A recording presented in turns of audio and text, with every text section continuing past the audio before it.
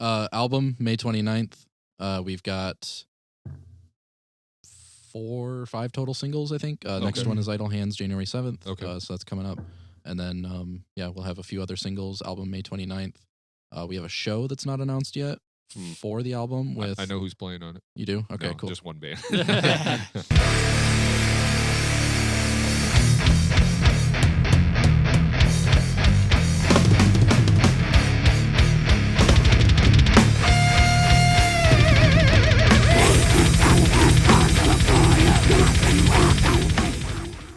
What's up, everyone? Welcome to the Metal Maniacs Podcast. I'm Jay Ingersoll. What up, Jay? It's your boy Modd. What's up, buddy? How are you? Today, we are joined for a third time, this returning band. We're here. I don't want to say this right off bat, but they came to get their dick sucked again by us. It's time for glazing. Yeah, time for glazing. So these guys were here on episode 34 that came out March 5th, 2024. So kind of early days in the Metal Maniacs Podcast, had y'all on. So thanks for that, because you guys support us. So we definitely appreciate that. And then episode 73, you guys came back. It was that came out November 26th, 2024. And we'll get into a little bit of that, because I believe we were going over Water Grave, right? That's when you showed us the single off this incredible album that we're about to talk about today, and we have a lot to get into. But go listen to those episodes if you want the backstory of the homies here, so on and so forth, because we went through the whole Vestigial catalog. We talked about, how these guys got into everything. So we already got the history, and now these guys are here to share an amazing piece of art with us, and we're really here to focus on that. So Vestigial, thank you guys so much for coming on the show. Absolutely. Yeah, and thank you for having us. Oh, yeah. So before we get started, just like I always like to do, just tell us your name and what you do in the band, just so if people are listening, they can get acclimated with the voices, please. I'm Tyler. I play guitar and do the heavy vocals. I'm Joey. I play bass, and I've got a couple of vocal parts on the album now, too. Sweet. A couple of ones. I am Michael, and I do the clean vocals, guitar, and I do the producing, mixing, mastering, and video. Hell yeah. Oh, yeah. So, brainchild. And before we get into this real quick, before we get into the vestigial part of this, I do, since you're in front of me, Recorruptor album was fucking amazing, dude. Thank you. I don't know if you guys listened to that episode, but we absolutely loved it. The production was great. You did those guys a huge service for that. Those guys needed that album. Those guys needed to be represented in that way, and you did a fantastic job with that. Thank you, I appreciate that. Great job with that. And then the homies, No Deception, another fucking fantastic job, dude, with that, because those guys also needed that for their representation. Both bands had other stuff out, but what they did working with you put their band in a higher tier, right? Into the next level of the way their band needed to be represented. So the No Deception episode, this will probably most likely be out before that. We'll talk when this comes out, but they were here. We got to listen to the album and everything, and it was fantastic. Thank you. So great job with that. I just wanted to give you props on that while I have you here. So I appreciate that. yeah, absolutely, dude. Really good work. Both of those albums sound professional. Like again, I say this a lot. I could put it on my CD shelf right next to a nationwide band or an international band. The production quality is that great. The music writing on their part is really great. So you did a good job of making their music sound like a top tier band touring the world. So good job, Michael. Hell yeah, thank you. Yeah. So let's get into this, man. We got a lot to say about this. I'm sure Nick does too. I got my notes. I'm just going to read this real quick, and then I kind of want you guys to expound on it, and then we'll start really diving in track by track if you guys are good with that, and then we'll just go over, because I got so many questions. Welcome to the Shadowlands, Descend Alone. That's a single available now. Shadowlands is our upcoming 17-track epic. Yes, 17, I said that. Track epic brought to you in a collaboration with Dungeon Synth pioneer Witch Bolt, acclaimed voice actor Christopher Tester, and a feature performance from our friend Steve Jones, Bleed From Within. The monstrous record takes listeners on a journey through the forsaken kingdom of Mournlight, centuries after a curse sealed it beneath the earth in eternal suffering. So do you want to expand just a little bit on that, just concept-wise, before we start really diving into this? Like, where did the concept come from? What sparked that? So the idea of the concept is, Vestigial's always been a band basing all of our songs off of video games that I like, like I guess like fantasy mainly stuff that I like. And I wanted to do something a little different where it's not based on something that exists. It's based on something that I created. So you can think of the Shadowlands as like Vestigial's world now. Okay. Like this is all the stories for Vestigial come from this place. Okay. Like this is a fantasy world that I created, that like I have like lore, background information, all of that, and then songs are pulled from that. Okay. So rather than me just creating songs out of thin air Right. based on like stuff that I think about, this is all a cohesive world that all the songs are pulled from. Okay. And then it gives you a never-ending well of Yep. stuff. To It'll continue to constantly pull be from, expanded upon. The Yeah. story will grow. It'll continue. Okay. And we'll get into this at some point, Yeah. but there is a video game being developed alongside this album that tells that story. Okay. Why wouldn't there be? Yeah. So just getting into this, just music wise, like production, of course, awesome job of that, man. Thank you you. can really tell you're coming into your own. I mean, all you guys' other stuff obviously was great. You know, we gave you all the adulation on all the other shows, right? You know, but just all of the extra elements in this one. There's just so many layers, so many things going on. It's just more than just 40 just ripping on some guitars like type stuff. You know, it's just like so thick, a lot going on. My note here, I know we talked a little bit about pre-show or whatever. Bass tone rules, man, just absolutely crushes. Thank you. I heard you all through and through, all and out, and that made my heart happy. Because sometimes when so many things are going on, things can get lost too, right? And I got some questions about that. We'll build on a little bit of that too as the conversation progresses. But that bass tone is very important, just to kind of keep that low end ripping, right? Yeah, and what I was telling Joey and Michael on their way through the door here is that not only was the bass tone good when it stood out, when it was just like, hey, everybody can hear the bass, this is a bass moment, it was also in the mix all throughout. Like you could hear that grit just kind of rumbling enough to where you weren't only getting it in a couple of spots where, hey, we're going to put a spotlight on the bass. You were hearing it all throughout the mix. If you heard the bass in a standout spot and then everything else joined on top of it after that, you could still hear the bass, which I thought it's important to me. Otherwise, don't have it in the band. Just have 8-string guitars or whatever you're going to do. Right. But Joey's a phenomenal bassist. You can hear his work as well. Besides the tone, the tones are great. That's Thank you. everybody. I say as a bassist, my thing nowadays is tone first. Like because the guitars do most of the flash generally in every band. The guitars doing all of the extra, you know. Yeah, pizzazz. I feel like having the foundation there is super important. But I really like when it's really stanky too, and it's hard to find that balance between like something that can sit in the mix and something that has some ass to it. Yeah, with something that doesn't get like I don't know, too weird. Like you ever notice when you play like a little higher up, it's a little too metallic, like clangy type shit. Yeah, and it's a little, I don't know. I tried to harness the harshness, and Michael helped a lot when we were putting it together. But yeah, thank you. I appreciate It was a beast to tame. I will tell you that. Yeah. You can lose a lot of punch trying to get that grit, like the right amount of distortion on a bass guitar tone, and then you just have a third guitar. You just have essentially another rhythm guitar. So thankfully there wasn't too much grit or dirt on it to where it's just fuzz and no punch.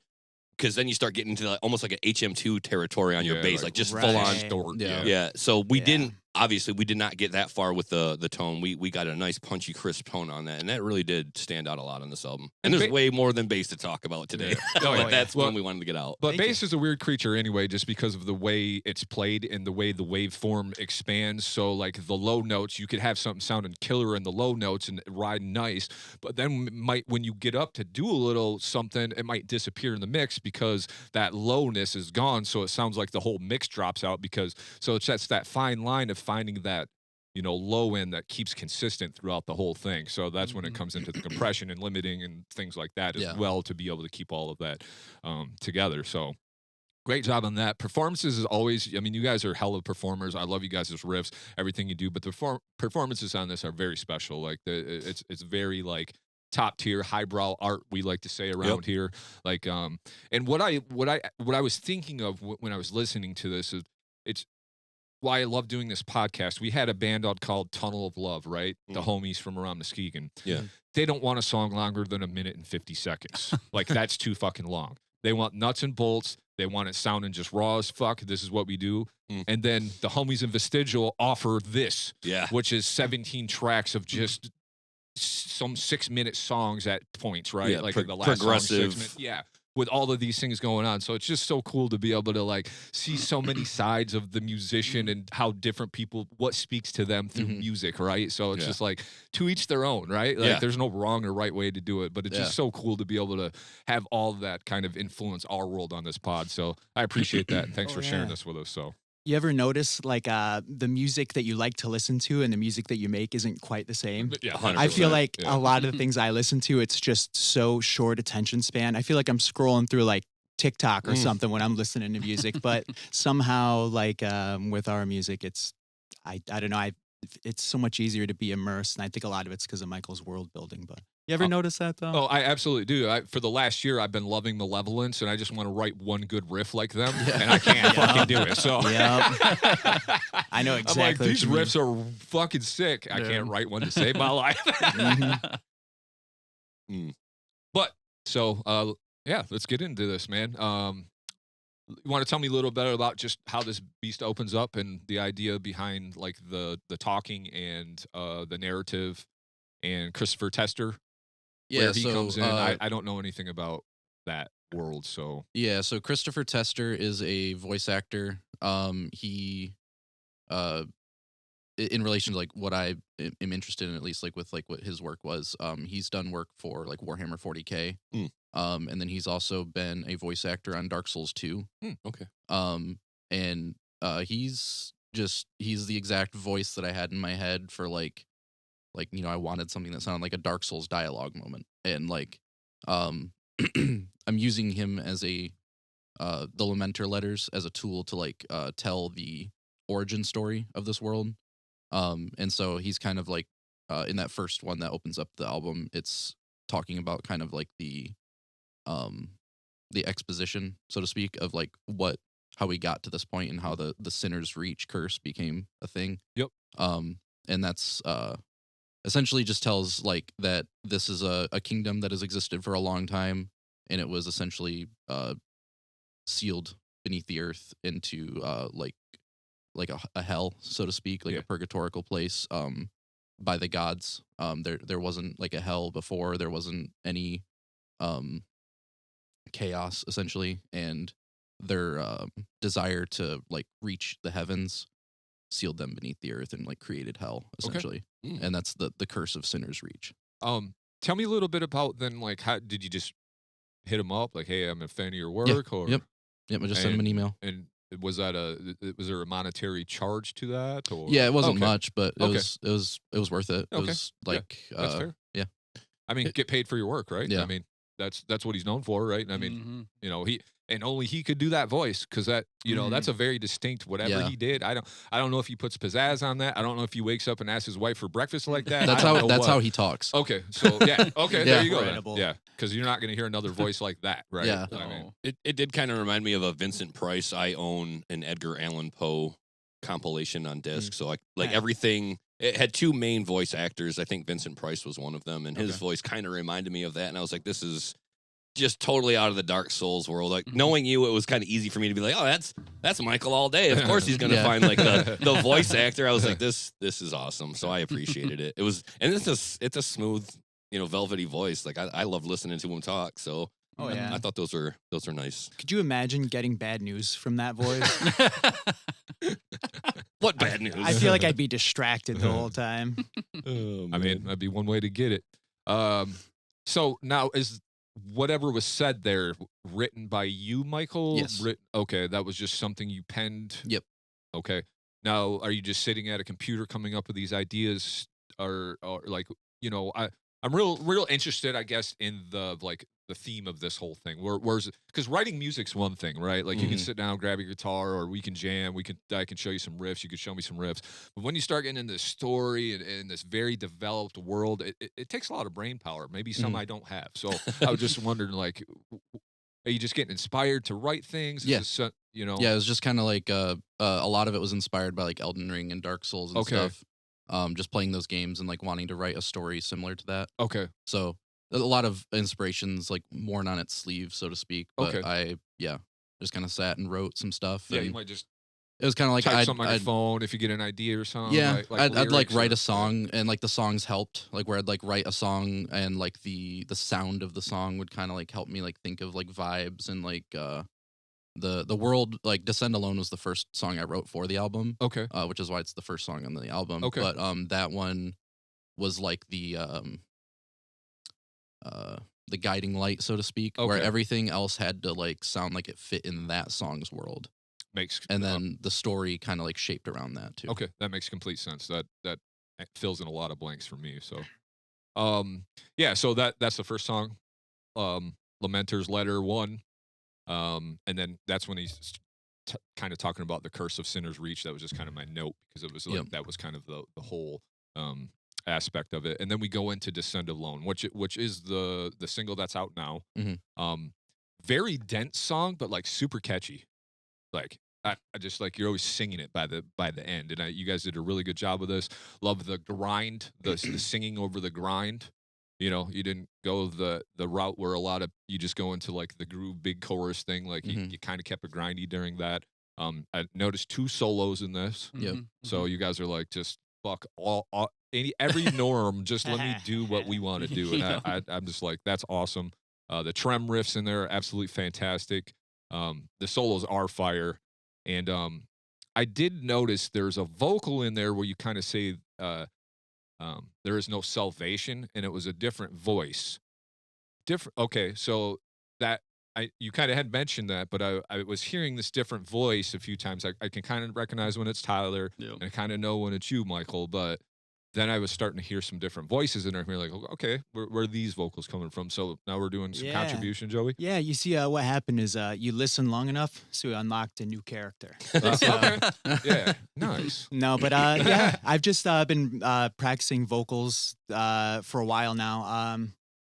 And yeah, now it's finally on the album. It's funny, it actually started because I was falling asleep while driving, and the doctor recommended that I say street signs out loud, and I figured I'd just kind of try to learn how to scream again. So just some time between writing the album, learning myself, we just were able to fit a couple things in, and that was one of them. So yeah, Cool, it's man. my voice. Hell yeah.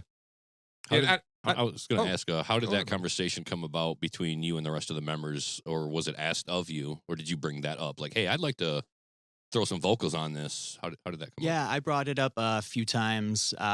We've done it. We did it a little bit on Wither, where my voice would be layered, kind of in the background and everything. And now I think, now that I've gotten a little better, it's kind of come more to the front a little bit. And yeah, I think in that instance right there, I think Michael just had an idea. I was doing some sort of vocal stuff like that earlier, and I think that's what happened. Yeah, it was kind of like one of those things where like that spot just felt empty because there wasn't anything there before. And then I was just like, we were already tracking his like backup vocals, and like, you just want to like have a spot here because like I got an idea, because originally it was gonna be like a whispered thing. You know how I do like some of those like weird like demonic whispers in some of our songs. Yeah. It was gonna be like one of those things, and I was like, no, it needs to be like epic sounding. So he did that crazy fucking screaming thing. Yeah, I was like, that it's sounds cool. Totally cool, man. Like it stuck out to me like a sore thumb. 'Cause like I said, I've known you guys' catalog, and I had to listen to this 4 or 5 times just to take it all in myself because I was fresh out the hospital, just fucked up, like, and I was trying to listen to it, and I'm like, perfect. And I was just like, I had to take it in a few more times, and then it started really growing on me. But do you want to get into a little bit of Descend Alone? What about you, Tyler? How did you approach the song, and what was your contribution as far as it being the first song that was kind of written for the? So, I'm sorry, we'll get back to that question. Yeah. Just something sparked, because you showed us Water Grave, right? So Descend Alone was already written when you showed us Water Grave. That was just the single that kind of came out first, at that right? point. Yeah, Oh, okay. Water Grave was. I had written Descend Alone before our last album was even done. Okay. This like and it just like took over essentially. Like I was already moving gears on this album before our last one was even out. But Water Grave, I had written after the fact, and I wrote that it was so Water Grave existed in another form before that, and then Water Grave was like rewritten after Descend Alone, and I'd thought about putting it on Wither at the time, but then I decided it fit better with like Descend Alone's vibe. I was like, this is gonna go on the next album, so that's why it ended up as a kind of like a standalone single between albums, because it felt like it fit in both worlds a little, but it just, it felt like it needed to like stand on its own before like Shadowlands was like announced and existed as a concept. So. Okay, that makes complete sense. Now back to you, Tyler. I'm sorry. You want to tell me a little bit about just like your contribution and what this looks like as far as, kind of being the first one written for this and where you come in? Yeah, I mean, the first song, I don't really have too much contribution on, to be honest, aside from the solo. But, most of it, a lot of it's written Michael and Joey doing most of that song. And when we got kind of to the breakdown, I was trying to think of a solo for where Michael's solo is. And I could not for the life of me. So Michael's like, fuck it, he'll write one for it. And then after we get to the breakdown, the second solo is what I kind of popped in. Okay. But any other thoughts on Descend Alone as far as anything we missed, or? I mean, it's a badass song. Yeah, I like it. I love the all the like orchestral elements and backing elements that kind of build throughout the song as well. And like all the little like ear candy, especially like on the ending riff where it like joins a lot of like the stuff that happened like previous in the song, like all at once over top of the main riff as it comes back, and like the bass changes to like the low A instead of the E there, and it just gets so weighty, and I just like how it like culminates but fades out at the same time. Yeah, you leave us. I noticed a lot of the endings of a lot of these songs leave you a little piece of ear candy at the end, and I have a few notes on that as we go. Now this one, so I've seen some like playthrough, semi kind of playthrough stuff going on, like little snippets and stuff online for this one. Now, is there full playthroughs for these? Is there a full video? Is there something that just the music video? There is a full music video? Yeah. Yep. Okay, I must have missed that. I'm sorry. Yeah, I didn't. That's fine. Because I seen like the snippets of you guys like talking, hey, check out the new single, and I watched all the little parts of like playing like Mike. Yeah, we have those, and then we have some ads out that are snippets of the music video itself. But okay, that's what I seen. Then I'll have to watch the whole video, and then you did the video too. Yep. Okay. Yep. Because I remember Dylan, no deception, when he was here, he was saying that you were doing a lot of video stuff too for this. And I know you had talked about it previously, but is that Black Magic Cam? Decided to put it to use instead of try to sell it, or I decided I'd try and do something useful with it rather than get rid of it, because I knew like if I did get rid of it, we'd just have to pay somebody else for a music video, and I don't want to do that. Right. Yeah, exactly. All right, cool. So then we'll move on to the Demon of Persuasion. Opening riff, fucking so sick, man. Gave me chills. Right in, then you guys kind of do them like open chordy, like where you strum the bottom strings open. Like I'm always a sucker for those fucking riffs, like them kind of Gojira type ish, I would say. Then 155, you got like this pull off riff that just fucks hard. Just fucking, kind of like before the heavy bendy joint. The clean vocals on this one, kind of like where you guys don't really have a formula, and I like that. You guys do have your choruses and your verses, and you bring it back, and that's the type of shit I like. I mean, that's the stuff I know Nick likes as well. But I liked how some of the clean vocals kind of just came more in on the bridge on this one, and it was a real nice touch to break it up, because you get a little monotonous if every song was just clean vocals during the chorus, heavy vocals during the verse, so I thought that was a very nice touch on this one. I also thought the chorus being like a little upbeat was little interesting. Like I know you got the shirt on, so I know you're a big fan of In Flames, and they kind of do that, but I just thought it was a little different touch for you guys as far as more of an upbeaty like, and there's nothing wrong with it because y'all kept it heavy as fuck during it, and I like that stuff, and also great drum dynamics on this particular song. So you got any? Yeah, I noticed a couple of those upbeat beats throughout the album. Not too many, and I always smile because I'm like, God, that's a tough beat for me to enjoy, right? But I'm like, thankfully, Mike Miller is an outstanding drummer. Mike, love you, brother. He was able to take that 1-2, just stomp. But I'm like, any other band, we'd have words. But Mike's a great drummer, and he was able to decorate those just enough with a little bit of pitter patter on the kick, or just enough up top to where I'm like, how does he squeeze those things in between like a 1-2? And he's so quick. But I don't know how he remembers it. I know. Yeah, that's another thing too. Like it's crazy when you do so much to remember. Like that dude from Mastodon is the same. How does he remember all of those fills? Anyway, I thought it was a great song. And I did love the upbeat chorus coming back like 3 times just to give you that juice. And I thought it covered a lot of ground in 3 minutes, 12 seconds. I thought you guys did a lot. And to Jason's point about the vocal dual-headed monster, three-headed monster now that we're working into. I love that you guys can go from having a song or several songs with clean vocals on the chorus, and then several other songs where it's going to be Tyler carrying the weight, and Joey, I feel like you might be on a chorus along the way. You'll have to clarify for me, because I did make some notes where I'm like, that's a newer voice, and I was attributing it to Tyler, thinking, oh, Tyler found a new vocal delivery, so I'll have to find out who does what there. But the way that you guys can switch up the vocals anywhere, any way you want, it gives your band just so much more power to it. For me, I'm like, oh, they can do clean vocals on the verse and then go into Tyler screaming something that is a big, powerful, strong chorus. So another example, just it existed all throughout the album. I made a note somewhere, but yeah, that's what I have to say about that song, is as it represents the rest of the album as well. Songs like it.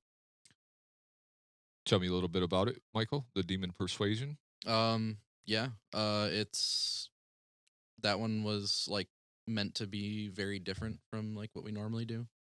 Obviously, like with the upbeat like chorus and stuff. Mm-hmm. Yeah, I just want something super groovy, and that like had like the cool, that coil tap riff was like one of the first riffs that I wrote for the song. So like fitting that somewhere in there, and yeah, it's just a good like culmination of newer influences and stuff that like help bring us out of being like the monotonous like type of sound, I guess. I mean, we're always like doing like different stuff, I guess, absolutely. But like it felt fresh, and it ended up being one of my favorite songs because of that, because it's like it still sounds like us, but it's like very fresh compared to like anything we've done in the past. Right, yeah, because you don't want to repeat yourself, do things that you've done, especially whether we got 3 full albums out now, 4. This is I think our 5th. Well, this one's a 5th, but you got 4 out previous, right? 4 previously, yeah, it just kind of like where you go from there. You always got to try to find something, but always keep your sound too, right? Like try to stay true to what you still like to write in your sound, Now, just taking a quick step back real fast, I did want to ask this. So Descend Alone, as far as topic-wise, now, is this in this story? Is this like a story from beginning to end? It's just pieces pulled and then put together. Think of it as like tales from the Shadowlands. Okay. Gotcha. And some of the songs kind of follow like the story that the Lamenter's letters are telling you. The Lamenter's letters are like the origin story, essentially. Yeah. And like the last track on the album is like from the perspective of that person as well. Yep. And some of the tracks on the album do have like that same perspective given, but most of them are like tales from the Shadowlands, where it's like different parts of the world and like the story pulled into a song, essentially. So like Descend Alone is talks about like the Inquisition of like madness that was brought upon the Shadowlands after it was like cursed and before it went into chaos emerged, essentially. Chaos. Okay. Yep. Okay, that makes sense. That was just one question. I'm like, am I supposed to be kind of like knowing, because what's cool about you guys' songs, like I could just listen to this and not know any of the story, but your core, like the chorus on it, or your lyrics, like almost can relate in an everyday type of fashion, exactly. Too, right? Like that's what I really like about it. Like I don't have to really know about the Shadowlands to get what you're saying, like because you could get real deep, and then you have like 12 dudes listening to your shit because they know the lore, right? But, so I didn't want there to be an expectation on the listener to fucking pay attention for 14 songs to try and understand a story, because that's an irresponsible expectation on a listener. No, I mean, but the idea is, yes, like the stories are pulled from the Shadowlands, but like the Shadowlands is based on like something I created, and obviously our art imitates life, so it's like a lot of this stuff does relate to everyday life and like personal things, but told through metaphor, which is like what I've always done with Vestigial, is like everything is told through metaphor. So like you can impart or take from those lyrics something very personal to yourself. And I did that through the whole thing. I was just like, oh, he's kind of talking to me, but I must be living in this world now. I mean, I wasn't an unlocked character like my man over here yet. I love that. I had the same idea, Michael, is that you're right through metaphor, but you're singing like a real life experience, whether it's a breakup or whether it's something in the news that's disturbing. You just kind of take whatever you're taking in the world and then putting it out into a fantasy format. I love it. Yeah, I mean, I won't make a stance or anything here, but like the album does have a lot of like political Sure. Influence. Sure. I suppose. Yeah. Which makes Like sense. worldly, political. Yeah. Well, At like a greater scale is brought in. and art imitates life, and Yeah. we're all experiencing it right now. Yeah. And people seem to forget that they want art to be separate from politics and religion and all these things. But it's like, well, we wake up to it every day. How do you create art that doesn't reflect what you're experiencing every day? So I love that you can take what's going on in the world, bury it in Shadowlands, or was it Mournlight? Excuse me. So I thought that was a really nice touch, so that I don't have to think about our world. I can just think about Mournlight and relate to it without thinking about what's going on in the news every day. Exactly. It's like I get enough of that. Yeah, I'm not a So- big fan of like direct lyrics. Yeah. So Like, so not I a like Rage that. Against the Machine fan. Yeah, maybe. right. Right. On the nose. But it also goes to show that what happens on Earth also happens in Mournlight. Yeah. It Yeah. never escapes you, right? You're always Yeah. dealing with the politics, the bullshit, you know what I mean, the negativity. suffering is the- universal. Yeah, exactly. Amen. Absolutely, dude. All part of life. Then we go on to Moonshaker Manifesto. This one, just like the first thing, you guys do guitar harmony so well. Thank I you. absolutely Thank you. love the way you guys use them. Like, just always just give me a little extra juice on there, because you guys could just come with that straight riff a lot, but you'll throw a little third in there, a little fifth or something that just really makes that riff kind of really stand out to me. Very complex riffs on this one too. Like, you guys just don't kind of write like a little 4-bar or something. Like, you gotta add, you'll just keep adding on sometimes, and I'm just like, that's awesome, because that means you're sitting there with your guitar just like, how can we make this a little more interesting? Mhm. Whereas one guy might do like a couple chords, you might do a little trill thing on the end or whatever. Nothing wrong with that, to each their own, but I just like how you guys just will kind of like add a little something more, so it's a little more complex, and it just kind of the riff takes you on a little journey just by itself. So very good job with that. It inspires me to like really kind of look at some of my riffs. I've been writing a ton lately, so just inspires me. So anytime I hear something, I mean, I'm already inspired by you guys all the time anyway, and how good you guys are, but Thank just you. like Appreciate that. making me want to like kind of look at some of my riffs, like, man, it could be a little more like complex, and like, because I can do Yeah. this shit. It's just like sometimes I'll just write something and be like, that sounds cool, but like, could I sit there for another 45 minutes and make it that much cooler, you know? Right. So Mhm. and then this is kind of, you had mentioned this, Michael, but like the talking vocal appears in here, kind of that demonic talking thing, and I'm always a sucker for that anyway. I don't know why. To me, the clean vocals in this, man, I don't want you to take this the wrong way, but they're just beautiful. Like, your clean vocals on this particular, I mean, you're a great singer, dude, Mhm. but on this one, the word came to mind, like, beautiful. You sing this line, like, to follow the light, and to me, I was just like, man, it's just like, through all the chaos and all the heaviness, you add that line, and the way you sing it on top of it, it just brings this melancholy, like, calm feeling over it all. It's like this real cool juxtaposition between the dark and the light, and it just brings it all together for me. Yeah, I'm glad you Um, caught it that way, because that was kind of like the intention was. It originally wasn't going to have clean vocals on it at all, but like I felt like having that little bit of like something poking through makes it feel not so punishing the Mhm. whole time. It Yeah. just kind of gives it that, like you said, like a little bit of a melancholy, like oh, there's something ethereal about this. Absolutely, and for a moment. that's exactly the vibe I got from it. There's like this weird part where you guys do. I don't have the actual timestamp, but it's like a breakdown. But it's Yeah. almost for like one measure, and then you just Yeah. change the beat. I'm just like, Yeah. for like that measure, and then Yeah. I'm like, wait, we went somewhere else real quick. I was Yeah, about ready to that's- fucking throw my table over. That's and this then, I say, if that's the part I'm thinking of, I think that was supposed to be a solo, and we're like, no, fuck that, we're gonna make it heavy as hell. That fucking riff is sick, though, dude. I'm just like, and then it changes on me quick, but I'm like, I'll take it, whatever. Yeah. I had a moment or two like that where I was like, oh, that part needed to go longer. It was so good.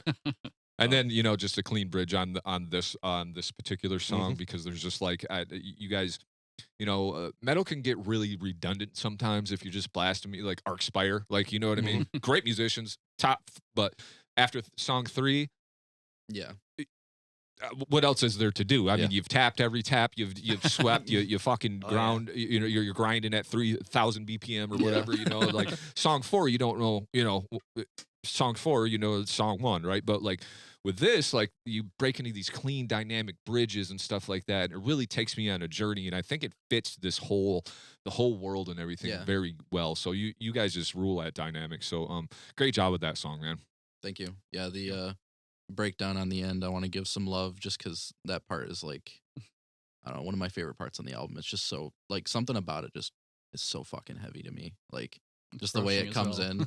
Yeah. That's one of those where I, like, layered the octave guitars underneath it. Okay. And it just, I don't know. Every time I hear that part, it just immediately makes me go just, I'm you pissed gotta off love about one it. of those. Yeah, I think that this song is definitely one of my favorites too. I always feel like it had like a particular mood to it, like the world building you're kind of able to do with the music itself. Yeah, and like in the bridge, there's like I did a lot of sound design in that bridge where there's like you can hear like screaming and like dungeon noises and like spirit wailing and like because like the song is kind of like about this it's a character in the game as well. The Moonshaker, he's like a sorcerer for the he was like a sorcerer for the kingdom of Mournlight, and he's sort of like a necromancer, like looking for like a lich, where like they look for infinite life and like to like remove themselves from their physical form and become more of like a spiritual being that like just has unlimited power. Like they're a well of power. Yeah, they're power hungry. So yeah, he's kind of like taking power from the dead essentially, and he's like this evil character from the world, and so like having that bridge to kind of like build that little environment followed up by just that crushing breakdown, I feel like is yeah. And for what it's worth, a little bit of nerdy something in there. Moonshaker Manifesto comes from, I believe, Moonshaker Cavalry, the magic card. Yep.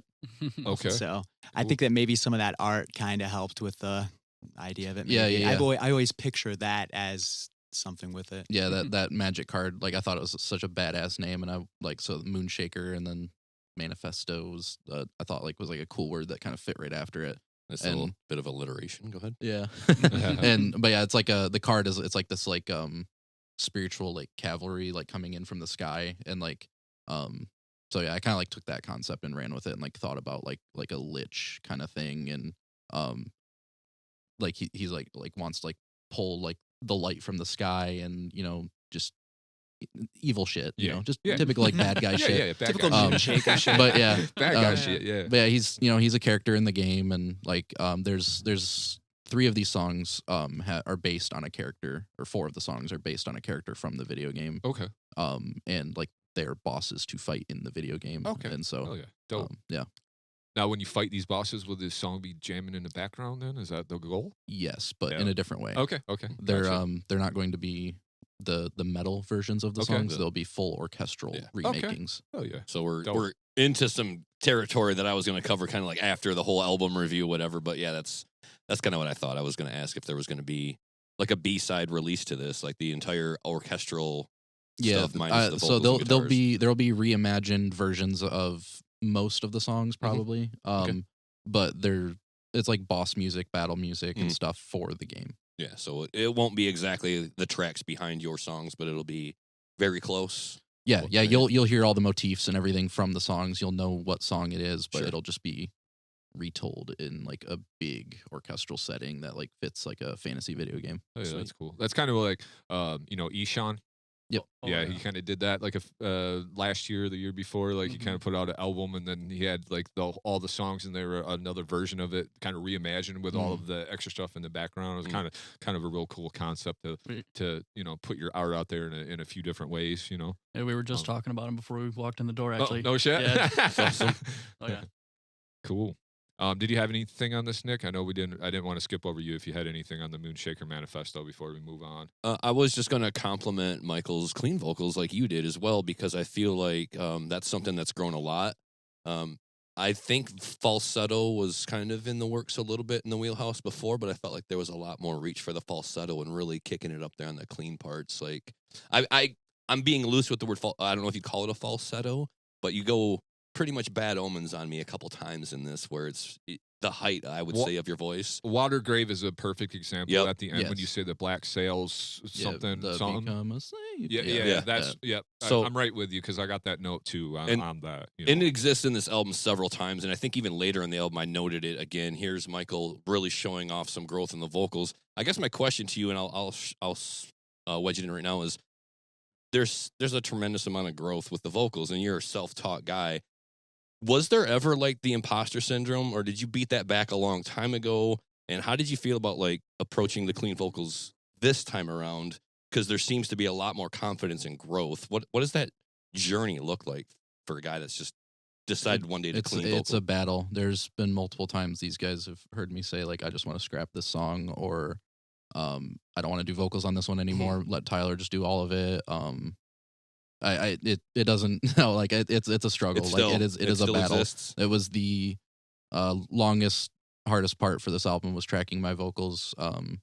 A lot of the hold up towards the end was me getting them exactly how I want them. Obviously I'm very picky, and like there was a lot of takes, a lot of work, a lot of days where I was like blowing out my voice because I'm not professionally trained, obviously, or anything. And you know, I can hold my own. I can like sing this stuff, but like it's when it's new like this and it's like stuff that I'm like working on writing, it's very hard for me to get like the perfect take that I want without it like, you know, I don't want it to sound fake and like have to like really like work at it and stuff. And like there's even stuff that I like reworked because like I knew this would be something that would be hard to pull off live, and I don't want to like I don't want to, you know, do a disservice to the listener in a live experience because it's like I can't do what I did on the album. So it's like everything on there is just very much like a refined process over the past like 9 months, trying to make sure that I did exactly what I can do and I can pull off live. But yeah, it was fucking hard. It was the hardest. This album in general was the hardest like thing I've done. Like I could tell that the vocals alone was a lot of work. I could hear more clean vocals. I could hear more reaching for the falsetto and the higher ends and the flutters, like the vibrato in the vocal too. So you did a great job. I got to imagine, as critical as you are of everybody else's performances in the studio, nope, retake it, nope, not good, nope, that sucks, do better. It's got to be a lot of pressure on yourself to criticize your own vocals, because we always criticize our own voice. Even if I have to hear a clip of me on the podcast, I'm like, God, I hate hearing myself. Like it's it's kind of tough. But now we're not talking about listening to your speaking voice. You're talking about listening to your singing voice. Yeah. And so I'm proud of it now, like how it's turned out. I'm not like critical of it at this point, but it's and it's like now that it's like locked in and it's a thing that exists, it's going to be a lot easier for me to pull. Right. Because it's like all of our older music, like as it's like released and we've practiced it and stuff, like that stuff I can just pull out of thin air and like I can just like sing one of our songs. But like this new stuff, it's like I have to get to that point still. But like I know that I can get there easier because it's done. It's locked in. Like so like now it's like between now and our next show, it's like just getting that same muscle memory of like, let me be able to pull these out of thin air like I can with the other ones. And now you have it as reference, basically, is what you're saying. Yep. Yeah, absolutely. The last thing I'll say on the vocals is at some point in the album, they were so good. You actually did have me in my feels. I was like, oh my God, this is uncomfortable. I'm feeling it. Michael Stellama is making me have a feeling. My God. But That's just me whispering in your ear. Yeah. Hey, baby. It's just pillow talk. It's all them extra layers right there. You mean I know you like the soft touch, boy. I'm for that life. It's sweet and rough. Yeah, because I'm just thinking like myself, you know, I got my little studio over there, and if I'm like trying to do any kind of vocal, whatever, the fam's upstairs or whatever, I know you have your wife, right? Or, you know, and but like you're just like sometimes you're just like, man, I could really got to sound like a fucking asshole right now to people. You know what I mean? Because like, I fuck up a lot. Yeah, you know what I'm saying? Yeah, because they're like, he's still doing that shit. Especially like he'll be like, you know, because his like gaming like studio setup is like kind of pretty much right next to mine. And like sometimes he'll, you know, be like playing a game or something, have to listen to me fucking like cracking my voice every so often, and doesn't like even faze me. Yeah, because you know it's like I said, it's like one of those things like before until it's done, it's like it's a lot of like trial and error, like figuring out like what works, what I can pull off, and like what, because like some things will like work in some contexts and other contexts because of like the note before it or the note after it, it just feels weird. Yeah. And like the falsetto is like a good example of that. There was a falsetto that got reworked in one of the songs because just like the note before it felt weird going into the falsetto versus like, you know, something like Watergrave where it's like that just felt so natural to me. Yeah. So it's like as long as it felt natural is like what I wanted to achieve, and that was tough, but we got there. Okay, cool. So then we go into the Sisyphean climb. Sisyphean climb. Sisyphus? Yes. He's the one that he pushes the boulder uphill, correct, and then turns around and pushes the boulder back uphill forever. Yeah, so it's just like if you fall, you just keep pushing, and like there's no end to it. Yeah. Just for the listeners who aren't familiar with the lore of Sisyphus. Yeah, it's real world. It's like lore. a metaphor for, you know, like the never ending struggle of life. You know, Just- like you're always pushing the boulder uphill. Just Yeah. a grind. Yep. Yeah. It's just a grind always, Mhm. you know. Riffs on this one obviously are great. I love the little opening bends, especially when like Mike goes kind of like to that ride part and you kind Yeah. of really emphasize that little groovy on the end of that yeah. riff, you know. Oh, yeah. Very cool. To me, I kind of felt like, you know, there's some elements in this, but this song might have been the most straightforward to me, like as far as like Oh yeah. 4 guys in the band jamming type shit. yeah, Like, yeah, for there's sure. elements, but there wasn't a whole lot of extra. There is, you know, you guys do it in every song, but I felt like this one was a little more like 4 dudes in the band fucking Yeah. ripping type song, right? Yeah, but that was the Um, point. For Okay, sure. cool. I'm glad I picked up on Yeah. that because I was just making sure. And then 226, sick ass groove on that. And then there's just like the melodic with the chugs. Just a really cool song. Ruled hard to me. I really like this one too. Yeah, I love the chuggy riff and the verse riff, and then the pre-chorus riff really stood out to me. You got a cool breakdown for the outro. I love the chuggy rhythm on the outro where you infuse like a little trem picking into it, Yeah. and then Oh, yeah. it goes into like that dissonant, eerie like so it's a breakdown riff. It's chugging, but then the fills just you kind of go to a little different fill every time. I'm like, see, this is why. Mhm. You can have a good breakdown. You can have a good breakdown. You just have to be original in like what you're doing on the right hand. And then you got to put a little something, a little spice on it too, because just hitting the open notes or the open to the one, you know, you better have a really cool pattern, but start sprinkling a little bit of flash on those breakdowns. Yeah, that was a fun song to write because it was one of those where I like put myself in a box to write it. I used the 2, the 3, and the 6 for like the whole song. Mm. Just power chords pretty much the whole time. There's, you know, the little like fills and flash or whatever, Sure. but like the main gut of the riffs is literally just those 3 chords. Mhm. And then the key that the song is in is A sharp Byzantine, which is just some weird ass key that sounds very Byzantinian. sure. Yeah. No, it's Perfect. very it's just got like a foreign sound to it. Yeah, It's not Western at all. And like you know, chugging metal through that kind of like lens just feels very strange in like the best way. And it just turned into something very heavy. So it's like, you know, I'm chugging between that 2 and the 3 for most of the time. Chorus introduces the 6. And you know, like the pre-chorus kind of leads into that 6 to kind of tease you into the chorus. And then towards the end of the song, it really opens up and we get some of those elements like the orchestra, there's that really weird clean guitar part that I put in there, which is like really driving that scale home. Yep. And then the flanger guitar that comes in halfway through the breakdown that's just kind of in the background a bit. That is also driving that key and it's doing like all the half steps in that key. And it's a very like alien sound. And Mhm. it yeah, the ending of that song I'm really proud of. Like it just feels very odd. And the chorus is like one of my favorite Tyler performances. Like Ditto. I like just that one a lot, too. the voice, like his voice really comes out in that chorus. And like Yeah. we did a lot of layers of like we like to call it like biker vocals, like doing like the kind of thing. Okay. So we got like layers of him doing like that kind of shit in there too. So Oh, it's like yeah. it's adding like kind of like a new element to his style, and Nice. it just really sells like that like that manly like big chorus guy vibe. I don't know. Yeah, It's dude, if you're pushing a rock up a hill, you're gonna be Yeah. ready. Yeah. You're gonna be a man, You'll man. definitely have the Hulk Hogan voice pushing that rock. Up the You got it, fucking- brother. Fucking. and that was also like one of those songs where it's like the name came first too, Okay. where it's like I just thought of like, you know, Sisyphean Climb. That's just like a badass name because Dude, like it's sick. like And- Sisyphus is like, you know, I've always thought that was a really cool story, Mhm. and like to turn that into like an adjective. Yeah. I don't know. It just felt really cool. Like I thought of that name and I was like, dude, I gotta write like some like discarnate fucking just big manly power chord shit for this, Yeah. and yeah, that it just all came naturally. that and I love the way you guys fit it in because it is kind of a weird thing to say, right? Mhm. Sisyphean, you know. So the way you guys fit it in on that chorus when you sing that chorus Yeah. out or you say that line, you know, or whatever in there, just it fits really well. I really like how you did that.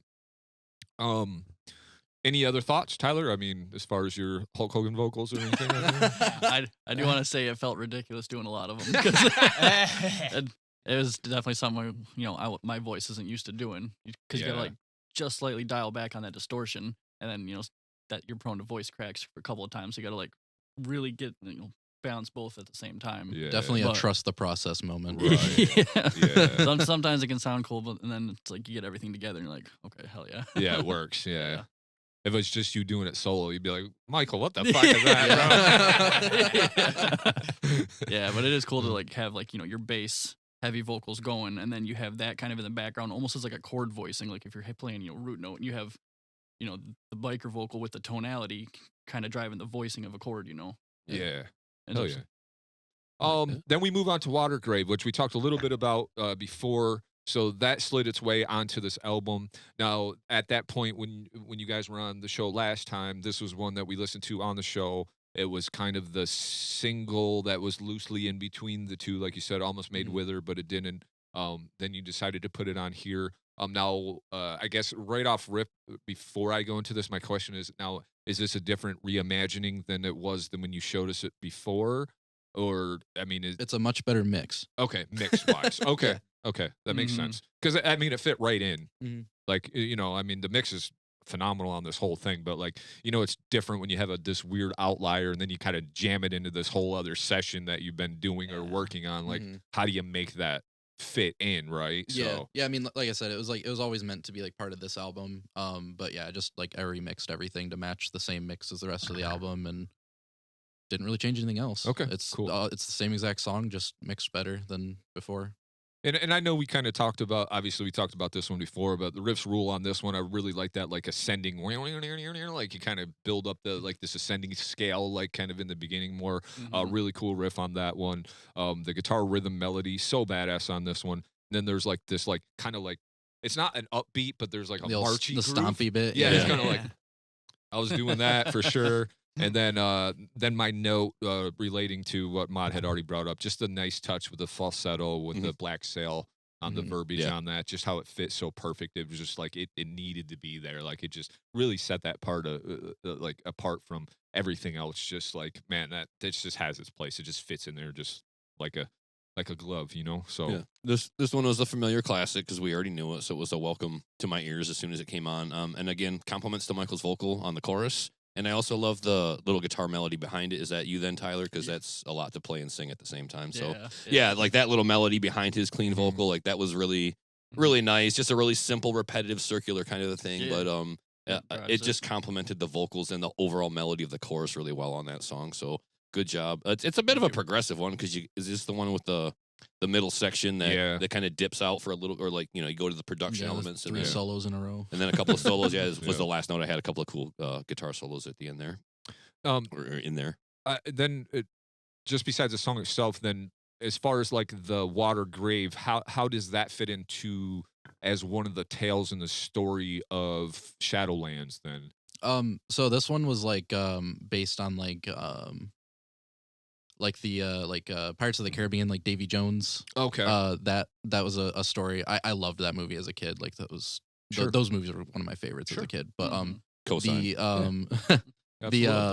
the story of like Davy Jones and like raising like an army of undead, like a fleet of undead. Like I thought that was really dope, and like telling like a story about that in the context of the Shadowlands was kind of like the goal there. So it's like you know, like this is like a whole like world underneath the ground essentially. Like it's like you got your top side and like kind of like a Dungeons and Dragons Underdark kind of like underworld kind of thing, and you know there's this whole underworld, and there's, you know, this is kind of telling you that like there's, you know, there's oceans down here, there's life, there's so many different aspects to the Shadowlands that exist, and like there's a lot of directions we can go, and like including like an ocean story in that I think was important, because it's like, you know, there's what's on the other side of that ocean, what's where else could we go, right? You know?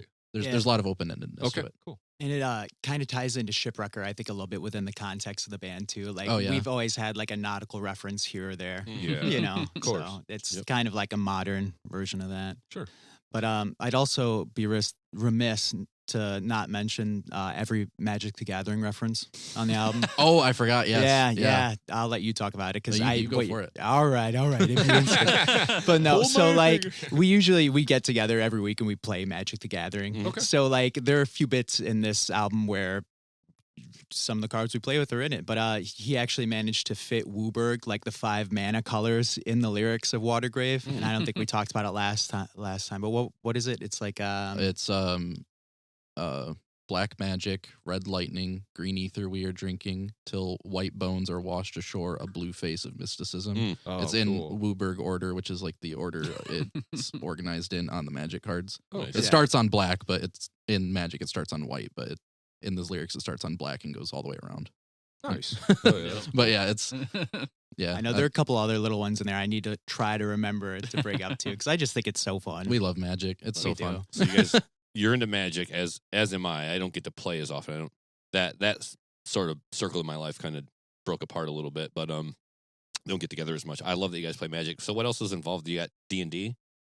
Yeah, we don't play D&D, but Okay. like Baldur's Gate, Okay. the Yeah, game I version own. of Yeah. D&D, that is a big influence. Like Baldur's Gate, Elden Ring, Dark Souls, Magic the Gathering, Assassin's Creed. There's a whole bundle of stuff that really inspired a lot of like the lyrical content on this and like a lot of our albums in You guys general. ever play but Talisman? No. It's you would enjoy. It's a long one though. It's a board game, but you got the player card, you got the Okay. chips. It's in the RPG realm.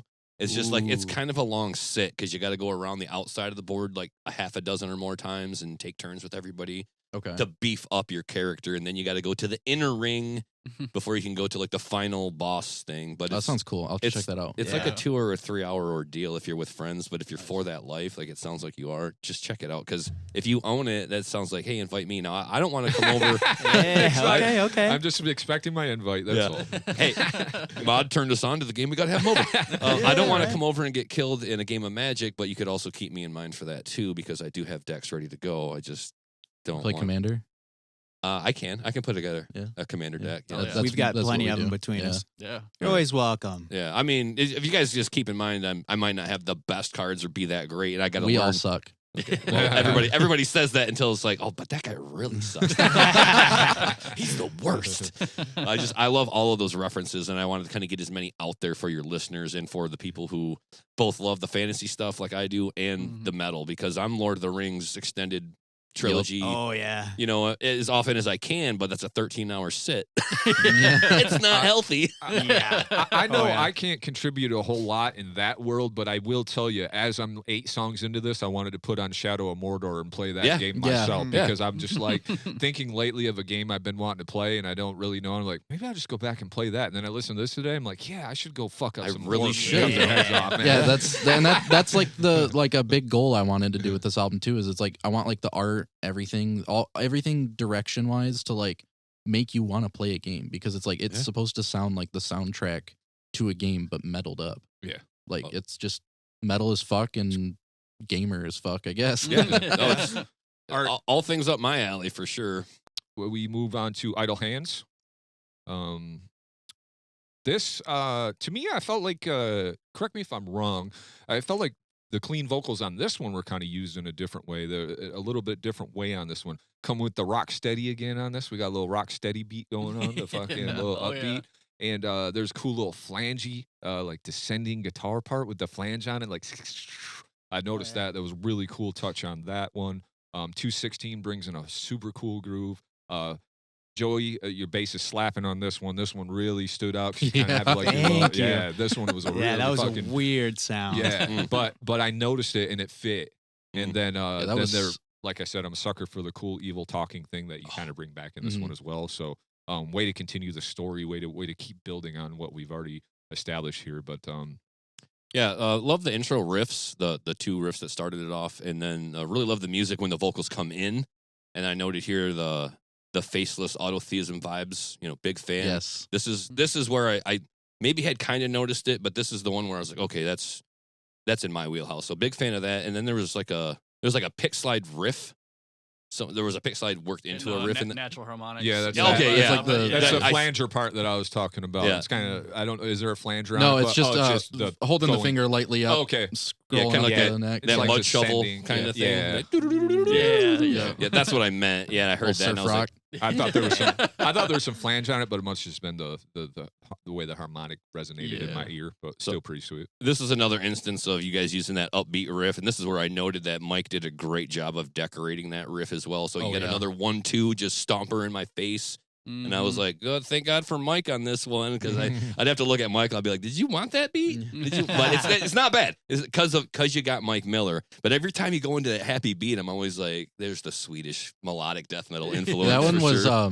the whole song was like I wanted like a black and roll. You ever listen to like black and roll? Yeah, for sure. Yeah. So it was kind of like that kind of vibe. And Mike really he drove that home. He had in that main like chorus riff, he's doing like the little like ride thing on the offbeat, and he's like, dude, black metal bands do this all the time. I gotta do this shit. And so it's like that. It's like the happy Euro. Yeah, that little backbeat thing. Yeah, it's cool. And like Joey's bass, like you said, like that was a ridiculous tone that we put together for that song. Yeah. It is stereo tracked bass. Oh, really? With just a fucking slog of plugins on it, doing like flanger and. We did it all in like his Helix and like just a weird ass thing. And yeah, because I remember that was when we were kind of going through and trying to figure out the rest of the bass parts towards the end of writing the album. And I remember we were trying to figure out something different to do with the bass there, and I think if I remember right, nothing was really working. And then we just said, let's just throw just crazy effects on it and see what happens, just over the simple thing that was there from the demo. Yeah, I literally just had him sitting at my desk like playing around with his Helix, and I just had it like playing on loop. And at one point I looked at him, I was like, that's cool, let's do that. Yeah, it's just a random patch from the Line 6 Helix library. It's just a weird pitch, whatever, named off of whatever it's trying to rip off. But it's it scrambles your brains a little. Yeah. At about a minute 49, I asked if I had just heard a horse whinny. Oh, right before the solo. Yeah, there's like some sort of guitar. It's just a one note or something, but I was like, the fuck was that? So I've never heard. I think it's like a pick scrape thing. Yeah, like a pick scrape with maybe, I don't know if you're working the bar in there too or something. But in the verse part where it's like does that so I'm doing a like the Gojira like pick scrapey thing with the pick, right? And it's also got like some fucking shit on it, like some weird effects, and the bass is doing some shit too. And it's just like there's like this like weird just effects overlapping each other between the guitars and the bass, and just a lot of like scrapey noises. There's a lot of ear candy in that song. Yeah, that one was the one that stood out to me. I love the verses, and I said we also got ourselves some nice lead guitar work on this track, and then the breakdown at the end goes in real hard. I love it. Great song, and I also noted it could be the next single. Don't know that that's the case, but that's kind of how I heard it when I listened to it. You are correct. That comes out January 7th. Yeah, nice. All right. I have an ear for music. Holy shit. Now you got to guess the rest of the singles as we go through. Oh, there will be more? Okay. We might have passed one already. I don't know. One for one. Okay. So awesome song. Going into Elders here. This comes out slappy as fuck. Yep. Just kind of slow verse on this, kind of interesting. Another great way you guys are incorporating dynamics, keeping me on my toes, keeping the theme, but also like just not giving me the cookie cutter. Like we're 8 songs in, what are we going to do different this time? So also a great way to place it on the album, I thought too, with the dynamics, and we'll talk a little bit more about that placement too here in a minute. In Flames as fuck on this one. I put 324, probably one of the sickest grooves you guys have ever done that I've heard that personally resonated with me. That was really cool. And I just put, y'all really know how to do this music stuff. Shit, man. It only takes about 8 songs to figure out these guys know what they're doing. I knew that the first time you're on the fucking show, but I'm just saying, these motherfuckers. Well, the thing that pissed me off is they know how to do the music thing. They're getting better too. They're getting better. That stood out too. Hey, that's what happens when you stay true to your craft, man. Yeah, keep working on it. And then there's a falsetto vocal in here too. I thought was very cool. Yeah. I didn't really pinpoint the line, but another example of that falsetto where you really use that in a great way. I got it's immediately sick. I love these riffs with the keys peppered in. Was that just a little? Oh yeah, that's a choir. Yeah, I love It's how like you just staccato, like Yeah, just peppered those in there. And again, we go back to a moody, clean verse. Cool vocals combined with the great bass line from Joey on this one. Oh, I love the bass line on this one. Oh, So cool. thank you. Yep, another great big chorus in this song. This one notably utilizing both vocalists. So we don't hear that throughout the album entirely where you go back and forth. I'm sure it exists a little bit, but it was more prominent on this one enough for me to note it. Mhm. Like we really did a good job of utilizing both people on the chorus. And then we got some song structure again, which is always appreciated. It's not the first time I noticed it. It was just about time I said it. Like, yep, we've been writing songs the whole way.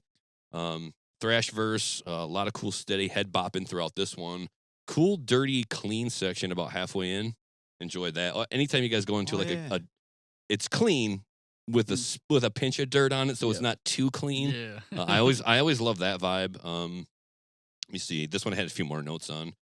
So that was about halfway into the song. I love the progression that the song takes, especially the instrumental riff section before the first vocal even comes on. The following vocal passage is disgusting. That's the one with guests on this song. Do we have the guest vocalist? Was it? No, Nope. we're on Elders right I'm now. sorry. So that one's not guests. Is that you? Which spot? Like around the second verse, the second half of the song, I would say. Do you do any vocals on this one? I don't think so. No, No, it's just Somebody- me and Tyler on this one. Tyler, you did a good job. You Yeah. did something different there. Yeah. I knew you must have. I know what you're talking about. Because the first like slow part verse, like It's- the singing, right? It's Mhm. just And then- Michael. Yeah. Then the next time when you come back to that, it's a little different. Yes. It's kind of like a back and forth where there's like a heavy Yeah, vocal yeah. once and there's a slow vocal or like a cleaner vocal. Is that what you're talking about, Yes, right? Where it kind yes. of goes back and forth on the second verse of Elders. I'm Yeah, trying to where it's remember like, what that it's sounds a like. fucking premonition. Oh, That's Gatekeeper. Oh, that is dude. Gatekeeper. Let's all mix it together. Yeah, I know. So we got.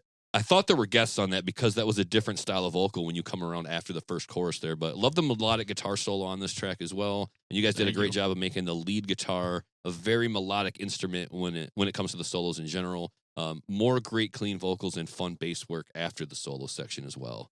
So just another great song. Had a lot of notes on that one. Must have been enjoying it thoroughly. So Yeah, and it's funny you mentioned the faceless Yes. on Idle Hands, because both Idle Hands and Elders, I had kind of that theme in mind. Yep. This whole album actually, like, there was like a little bit of that inspiration sprinkled in from the faceless, Mm-hmm. because I always appreciated that they were like a death metal band, but with like so much like interesting dynamic added in there, and Yeah. like Mhm. there's a direct reference to that in Elders Okay. for autotheistic movement, I believe. He's a third one, yeah. yeah. He says, "All rise for the Black Mass." Yes. And I say, Yeah. "All rise for the ritual." Oh, all right. It's a little nod to them, Sweet, because, sweet. because Yeah. it was inspired by them. That's so. a banger ass album too. I know. Oh, yeah. Like, I know. yeah. My favorites are the first one and that one, but that's a whole different podcast. Any other thoughts on Elders then? I agree with your point. Like that middle like breakdown, almost you Yeah. call it, is that's one of my favorite moments on the whole album. Like Yeah. it every time like it gets my Yeah. head moving. Like it's just such Yeah. a fucking cool riff. I love it. Super powerful, man. And like Tyler's solo on that one, it's like kind of makes you want to weep a little. It's just Yep. A little bit of the whole- despair. Yeah, that whole ending is just like it feels like it's just kind of like oh, I gotta curl up into a ball and die. Like, it's- Yep.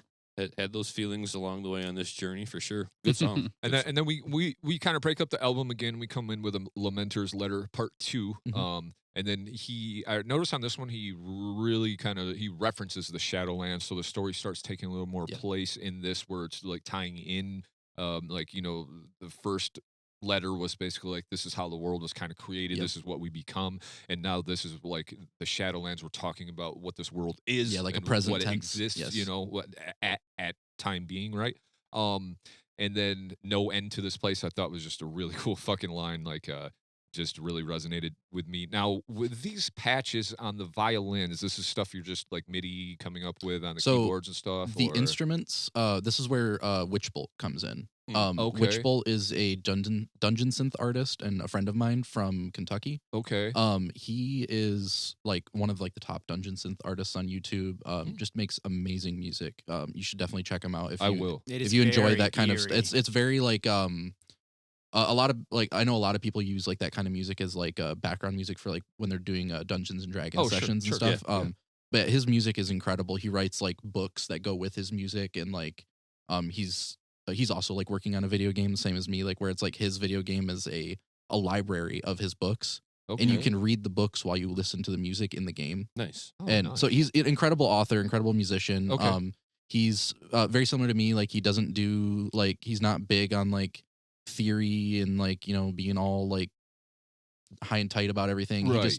He rips open GarageBand and he starts going with what random sounds shit. cool And type shit. he yeah. makes some amazing music. And so like I hit him up and I was like, dude, I would love to work with you on this. And he was super excited about it. We collaborated on the 3 letters. And yeah, he did most of the instrumental for all of the letters. Okay. And then I kind of sprinkled some Just stuff here and added there. your stuff. But Now, what kind of libraries are you using, if you mind? I know this is for real, my stuff, Yeah, like this is real kind of. yeah, I use specific, but- a lot of Heaviosity. Okay. Their like Damage 2. I use a lot of their orchestral libraries for the metal stuff typically. Because they're very like hybrid. It's very like over the top, which is what you want for metal. Yeah. I use a lot of Audio Imperia's stuff. Okay. And then lately I've been really getting into Audio Bros libraries. They have the best realistic libraries in my opinion, and they're very dry, so I can put them in a space that I want them to be in rather than having like a pre-recorded space reverb, Yeah. so okay. I can like create like convolutions and place my orchestra in the specific space I want them in the convolutions. So I use a lot of that as well. So Okay. it's a blend, but I have a lot of cool shit. I know some of those libraries are so fucking expensive, dude. It's like been- $250 for just one like violin, like string library and shit. I've been I'm just like, collecting this dude. shit for what, like 10 years now or Yeah, something. So it's like, but still, it's a it's a price lot, tag yeah. on some of them. and I usually wait for Black Friday deals. Yeah, that makes sense. But yeah, yeah. it's been a build up, and I'm really happy with all the sounds I can get out of it. Yeah, I love them because you can use some like cheaper sounds, but you can tell they're cheap. Yeah. Like Mhm. you know what I mean? They just don't sound full. They don't certain- sound like Certain instruments are so hard to capture any other way. Like a violin, in my opinion, is probably one of the hardest instruments to capture to get an authentic sound from your keyboard or whatever. Now, Mhm.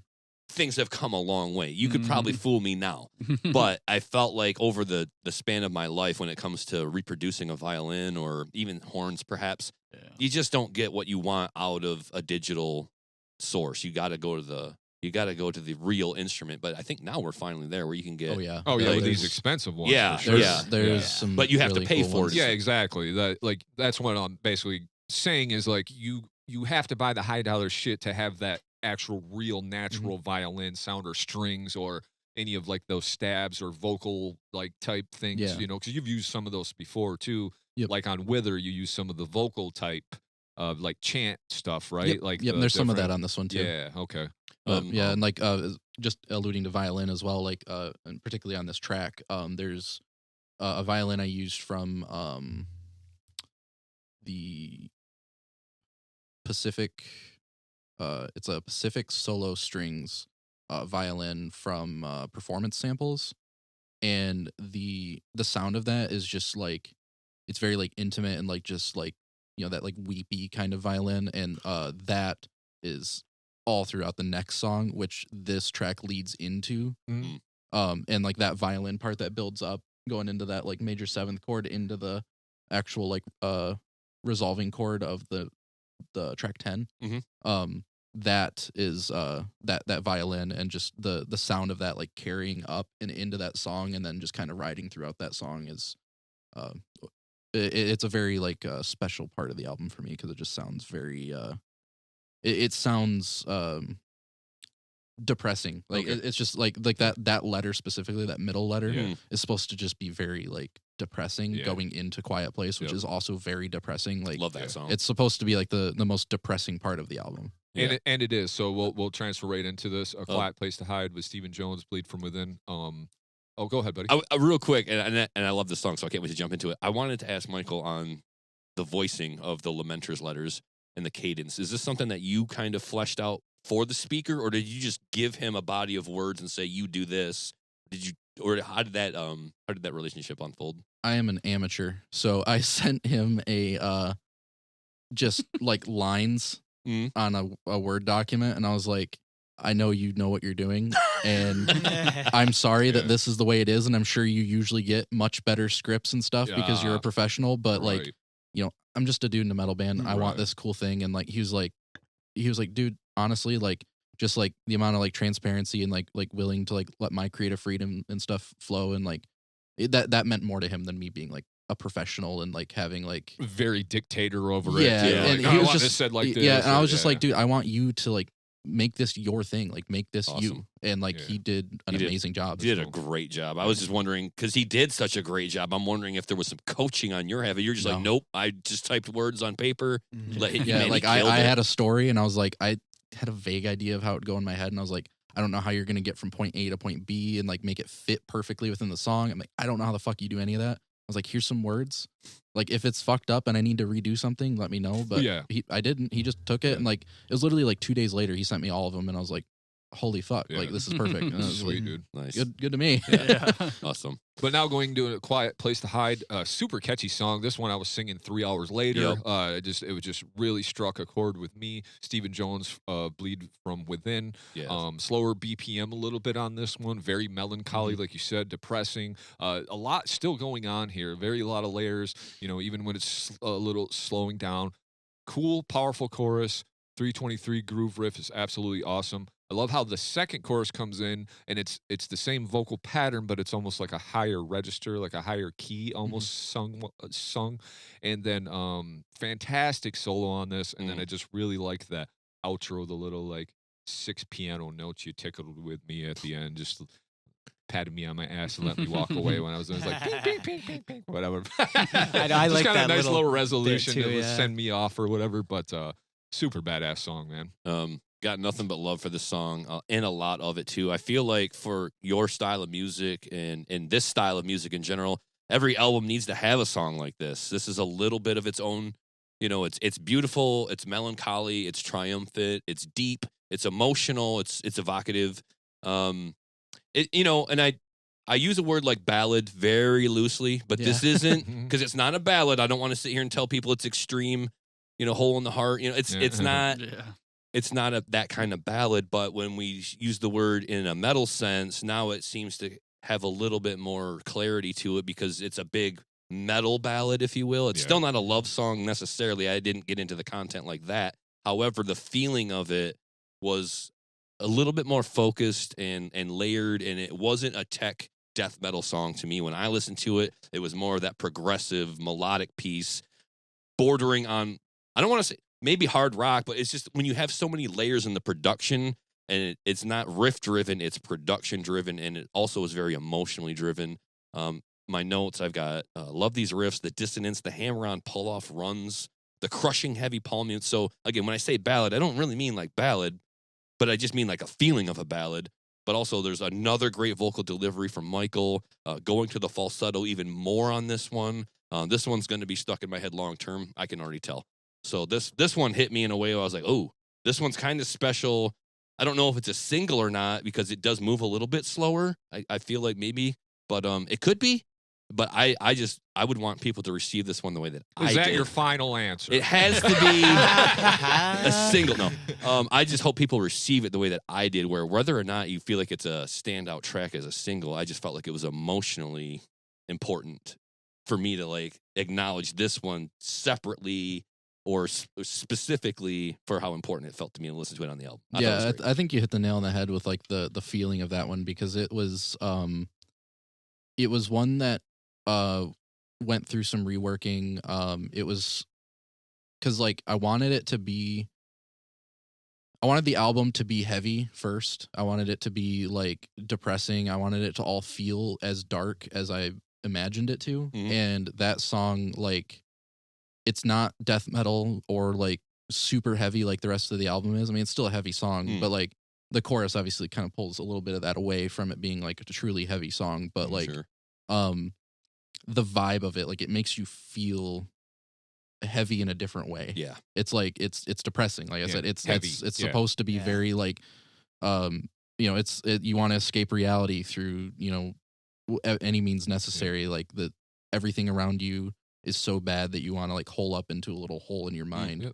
And like that sense of depression, I wanted to be like very loud on this song, and I feel like it worked. And It's like great. So Stephen Jones, Bleed From Within.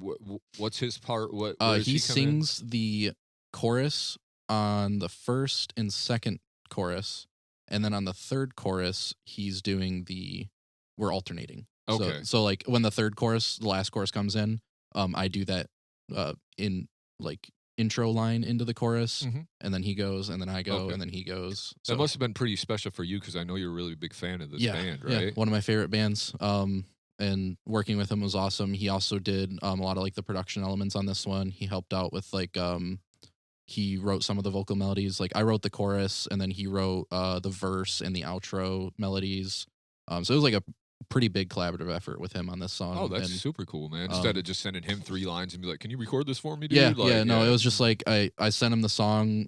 He had his little like inputs on it and like wrote a little bit of stuff, and then I was like, I want you to sing the chorus on it too, and I had him sing the chorus, and then like I said, I just traded off with him on the last chorus, and I did the intro, like the verse riff, and I did the like outro and bridge. So it was like kind of like go back and forth the whole song like that. And how did this relationship bud? On Wither, he did a lot of like remote production, helping out with like like song ideas, like little structure ideas, adding like his own production elements. Because like I just sent him an email. I was like, kind of a weird request, but would you want to do like a remote production? And like we would hop on like a Skype call, kind of talk about some stuff, and he would like send stuff back and forth with me, and so that relationship developed over Wither, and like I met him a couple times when like he came into town with his band, and really awesome dude, really great band, and like just that same like style of music that's like perfect for like me, I guess. And so working with him was really cool, especially like getting to have him like on the song with his voice on this one, and I'm really happy with how it turned out. Now 2025, did they not just drop an album this year too? They did. They dropped my album of the year. It was pretty fucking sweet too. I do remember. Zenith. I listened to 75 albums, so I don't remember exactly, but I do remember listening to this. I have notes on it, but I do remember it being really good. The only reason why I actually listened to it because I knew you were such a big fan, so I was like, man, this stuff has to be good. So, it's just awesome. It's like they're very good, dude. Groovy old school metalcore mixed with like modern stuff, and it's just a cool little package there. Yep, very cool. Yeah, and quick note on this song as well. We actually, Michael wrote it before Wither was even finished. It was originally supposed to go on Wither. Oh yeah, way back in the day. So I think it's probably like a 3-year-old song. Yeah, it's been reworked, I think 2 times maybe at this point. But yeah, like it got reworked like pulled out of the demo folder for this album. So sure. Now 3 years ago was the idea to have him on it, or was he on it 3 years ago, or no? It was that whole concept is I reworked idea. it when we started writing this album. Like I wanted to have that ballad, like you said, kind of song. But when I reworked it and like got it done, I was like, I feel like this would be a dope song to have Steven on, because I knew I wanted him somewhere on this album. Okay. So then I was like, it'll be this song. So that's how that kind of. I also thought this particular song, like when you have a guest on, I didn't really know that you had that relationship kind of built before.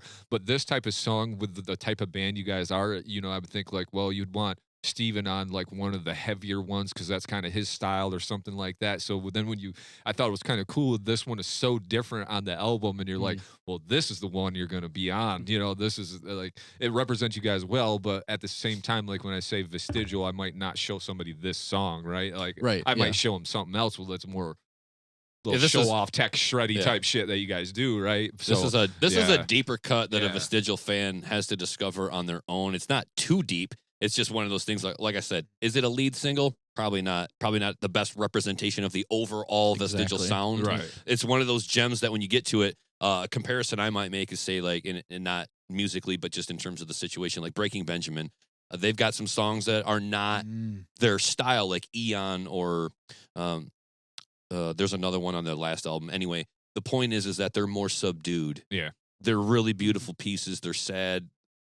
They're not metal. They're not hard rock. There's something that if you buy the album, that's the bonus. Yeah. Exactly. And like that's kind of like exactly that. It's like, and that's why it like connects to that second interlude too, because it's like if you're listening to the album, you're getting that like ride from the letter through because they connect, and exactly like that. It's like if I do it as a single, it's like it's a disservice to the song. It's out of context. Yeah, because it's like I want to be primed by the letter, and then hear the song and be like, wow, that was like an actual like journey of like this really depressive episode. And I also think like it's a great segue going into Fears Made Flesh on song 11 because you guys come out fucking just ripping. Yeah, exactly. So like out of context with those three things together, that all makes sense. At least those three things together, right? But like it just by itself, it'd just be kind of unique, right? Fears Made Flesh is the little palate cleanse right after. So, like, and that was my in case you forgot. I was like, a good heavy start after, A Quiet Place to Hide. The song fucking rules, but it's just like,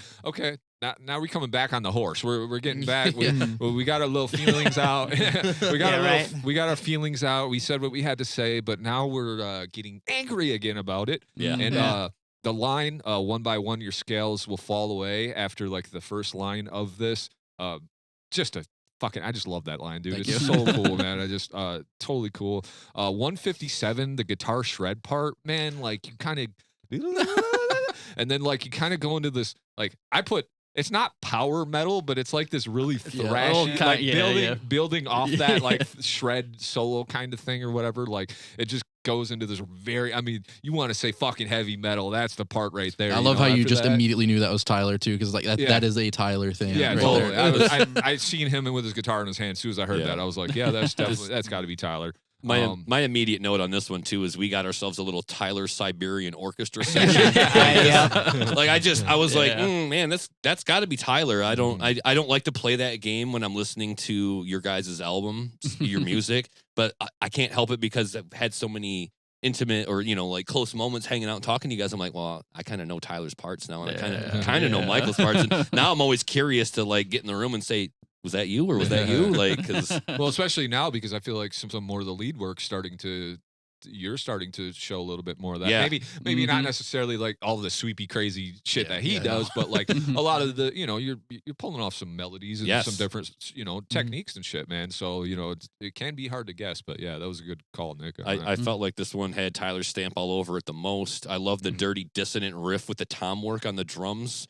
And then there's a catchy grooving chorus, which I love that you guys kind of doubled it up at the end and added more depth to that chorus on the last on the way out of the song. So just a great song for me, and this one did have Tyler's stamp all over it to me.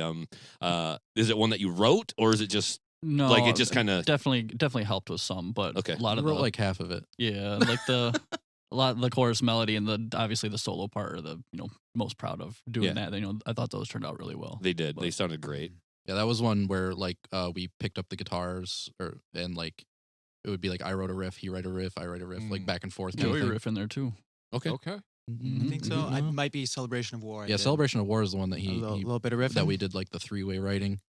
Man, my memory. They all blend together. It's 9 months of us just sweating in a room together. Fears Made Flesh. There's a lot of work here, so it's hard to kind of decipher. It was Tyler and I just kind of trading back and forth, and it was a lot of his ideas on this one, which was nice because obviously usually it's like I start with like a skeleton and then we go from there, but that one was like it was like the skeleton was built from the ground up between the two of us, and it definitely you can hear that. Fuck is a ripper though, bro. So far, that's my favorite song to play. This shit's fun as hell. Yeah, and that one part, I think it's one of my favorite spots on the album. The Tyler Siberian Orchestra. I think that was early on too. Like about 157, I think. Okay, and I really I was really pushing for that because it was like, I wanted there to be like that like flashy spot there where it's just like real classical kind of thing. Yeah, just like almost like neoclassical, like just a technical wankery kind of like, but like it fits us and like it fits him because it's like that's the kind of shit he grew up on and the kind of shit he like and you could learn guitar with. Yeah, he put the hours in too, so he needs to be able to express that. Yeah, and the thing that I think stands out the most about that is you want to have a sense of melody when you're going at that speed and with that many notes. Like it's cool that you can do that, but I always look at, okay, but should we do that? And this is a great case of yes, you should do that because you're playing very fast, a lot of notes, but it's classical, it's musical, it's melodic. And I'm like, see, when you want to go that fast, please bring me the melody, because otherwise I'm just like, because I want it to drive a voice thing, you know. Yes. I don't want it just to be kind of mindless. Yeah, I've got some mindless shred here like and there. anybody. You know, Anybody can grab a handful of crayons and just go all nuts on the paper, but you did a great job with that, sir. Thank you. And also Magic the Gathering reference in Terror of the Peaks. Okay. You know, dragon spell. So. Oh yeah. Love it. It's true. Yeah, the whole song's about a dragon. Great. Okay. Yeah, I love it. Say less. The Perfect. Elden Ring DLC specifically, there's a boss, Bale the Dread. I don't know if you're familiar. No, I own the game, but it's just one of those where my kid and I just haven't played Dark Souls and Skyrim, and we just haven't got to the point where we needed to. I have to have it, and we played it a little bit, but I'm not that deep into it. Fair. Yeah, there's a boss. I won't spoil anything, but there's a boss, Bale the Dread, and he's got like this. It's like a Moby Dick story that they're telling in this game, where there's the guy Egon. He's a Drake warrior, and like his life goal is to like kill this dragon, right? Like kind of like Moby Dick, and he's actually like crippled, and the hatred for killing this dragon drives him to walk again and like help you kill this dragon. That kind of sounds like you can relate. That sounds like your first 2 hours of In the social morning. media. But it's just like it's fuels just me. a strong hate, and like Bones cracking as they straighten. Writing this song was 100% done with dialogue from Egon from the video game. I took his dialogue pieces, turned them into rhyming lyrics. Nice. And so the whole song, almost all of the lyrics are stuff that you can directly relate to his dialogue from the game. And we're actually doing this one as a single, and we're going to release it on the anniversary of Elden Ring.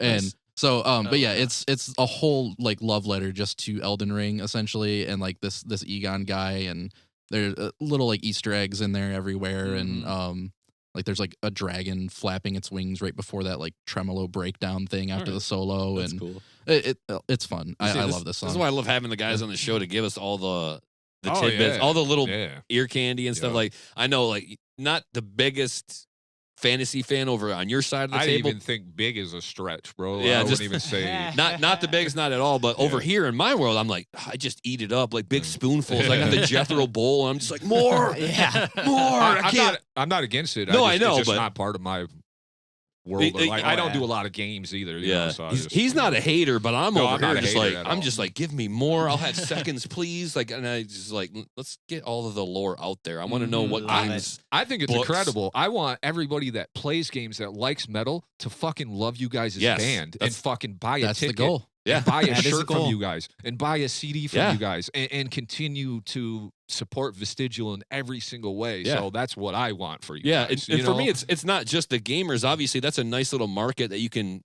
pitch yourselves to. But anybody that has a heart and a soul for music could listen to this. I feel like and appreciate it because that's Jason right here. I was gonna say it's perfect juxtaposition of you're into that part of it, but like I love all the other stuff. I just think it's cool where the inspiration comes from too, because you could just go direct with some, I don't like this, you know what I mean? Like the typical metal lyric or whatever. At least all these things are thought out and they're referenced by something, and there's some kind of story that we can dig into. And if I really want to dive into shit, I got lots to pull from, you know? I think for me, it's like, a lot of times a good song, they'll have references or images in your mind, but you didn't just create a couple of images, you created a whole world. Right. And it's just endless. Like the amount of depth that this entire album and catalog of albums now has. You guys are kind of going in that Coheed direction where it's like it's album after album, story after story. It's like, I don't know what the story is. I don't need to know the story because Claudio or Michael are singing words that are impactful to me. I don't need to know the story. But for guys like me, but for guys like me, it's like, I could sit there and unfold the jacket and look at all the images. I could have the words on the monitor. I could sit there and enjoy it many ways, not just walking the dog. You're going to love the CD. Yeah. Oh, I want probably 2 copies because one, I want to destroy it and put it on the wall in a way, like kind of cut it down into neat squares and I can see it all. Maybe I need 3 copies so I can get both sides of everything. There you go. And then just one whole copy. Yeah. Oh yeah. Then we move on to Clockwork. Yes, we're 2 hours into this podcast and still got 7 songs to talk about, or 6 songs or something. But it's a long album, but it's all good. We go into Clockwork. This is probably one of my favorite songs on here for me. because it's to me this is more kind of the metal, like razor sharp death metal, Yes. like just really in. So anytime, it doesn't matter any band that's on our show, these kind of tracks just speak to my soul. Just the fucking metal, death metal in your face, fucking. But you still. About 240 in, we still have some dynamics in the bridge, so it's not just like a straight metal song. It's still got the vestigial feel to it. And then 320 fucking super badass groove in here. And then the bass is just another banging throughout this whole thing, and just the cool little notes and tricks you decide to use in here, Joey. You're very cool on this Clockwork song. Thank you. I love the little intro where it's like click, click, click, click, click. It kind of reminded me of like the Pink Floyd type thing, like right away or whatever, Yeah. But I really enjoyed Clockwork. Super cool song, man. We got this one starts out with a steady knack snapper of a riff. I fucking love that. Instantly headbanging. Into the thrash verse, groove thrash verse. So it starts out with a little bit more of a trot, and then you kind of groove that. Heavy chorus. That riff comes back, and it's just is tasty the second time. Love the melodic thrash verse. That progresses into Michael taking over vocals for a section. So it's kind of like it starts with maybe Tyler singing, and then it moves over to Michael singing. Into some more steady knack snapping riffage, and then a big heavy chorus. Got to note the cool clean bridge section. Great work on all fronts. The bass standing out for me always wins. But I love the melodic guitars layering on top after Joey starts out the bass work, and then you guys kind of come in with, either some chords or just a lot of effect on it, like a mid, clean, dirty sort of a thing going on there. And then what else do I have here? This one had a lot of notes too. Back to the chorus, and then who is singing and playing this stuff? This is so much busy work. Like, I'm like, do you make parts easier sometimes to sing and like give him the tough stuff, or just? I usually just learn whatever I need to. Yeah. Like, so you just riff like James Hetfield until you can do it. Second nature, basically. Yeah. And then I can just do the lyrics, how I need to. Yeah. Man, to me, it's a time sink, because you got to be so good at playing such difficult riffage, and then you got to be able to like breathe and sing on top of it, and then memorize all those words. Like, you can associate different little accents with certain parts of the words too, and sometimes that helps. But. Yeah. It's you do it the right way. Obviously, I mean, we're not talking about singer songwriter strumming music. That's. A lot of people can do that, and you just got to have a good voice for singing. But with what you're doing, to me, it's such a time sink, because you just have to get those riffs so ingrained into your brain, like that muscle memory. Then you start a whole new process of putting vocals on top of it. I got to put most of the energy into the vocals and let this just kind of be brainless work. Yeah, but getting it to brainless is a lot of energy, in my opinion. Like, I would think, no matter how long you've been playing, to wake up one morning, roll out of bed, and say, I'm going to play these riffs, and then I'm going to sing on them. That's just incredible skill. Yeah, like, absolutely. I sit and I think about it, especially like even now me like learning, because trying to do like more backups and things like that, or support him, because it is such a heavy load. Yeah. It's like, man, how does he do this? Yeah. I'm playing bass and I can't do it. And he's doing like lead lines. He's sweeping in some songs and doing vocals over it. I just don't understand. Yeah, the talent level is undeniable. But I had to appreciate it out loud, because when you hear something as intense as all of that, the singing and the riffing, I'm like, that's a lot of work, and I can tell, and it pays off, because now you get to hear me say that, and you have a really ridiculously awesome song to go with it. Thank you. Yeah, cheers to you guys. Then Halo's to Nooses, opening riff, like the guitar like effect that you did the production on here, where you kind of like did the cutoff thing, was like really cool. Just I like little tricks like that, just to kind of make things a little different. I just thought it was very cool to start off. Beefy trem riff. It's just like it's like fuck yeah, dude, that's some beef stew on that. Get a little thrashy during this one. 146, throw that solo in there. Top notch shit as always. Another cool groove at 258. And then it's just cool with the way the drums syncopate with that groove at the end as well. The stuff that Mike is doing to really accent that, to drive that groove home. Whereas, like, I wouldn't say anywhere on this like album, I do want to get this out there. Like, you guys don't really do like the breakdown. I guess you do half times and grooves and stuff, but you guys are more in the metal vein, where it's like metal grooves and metal breakdowns and stuff. But it's never just a Thank like you.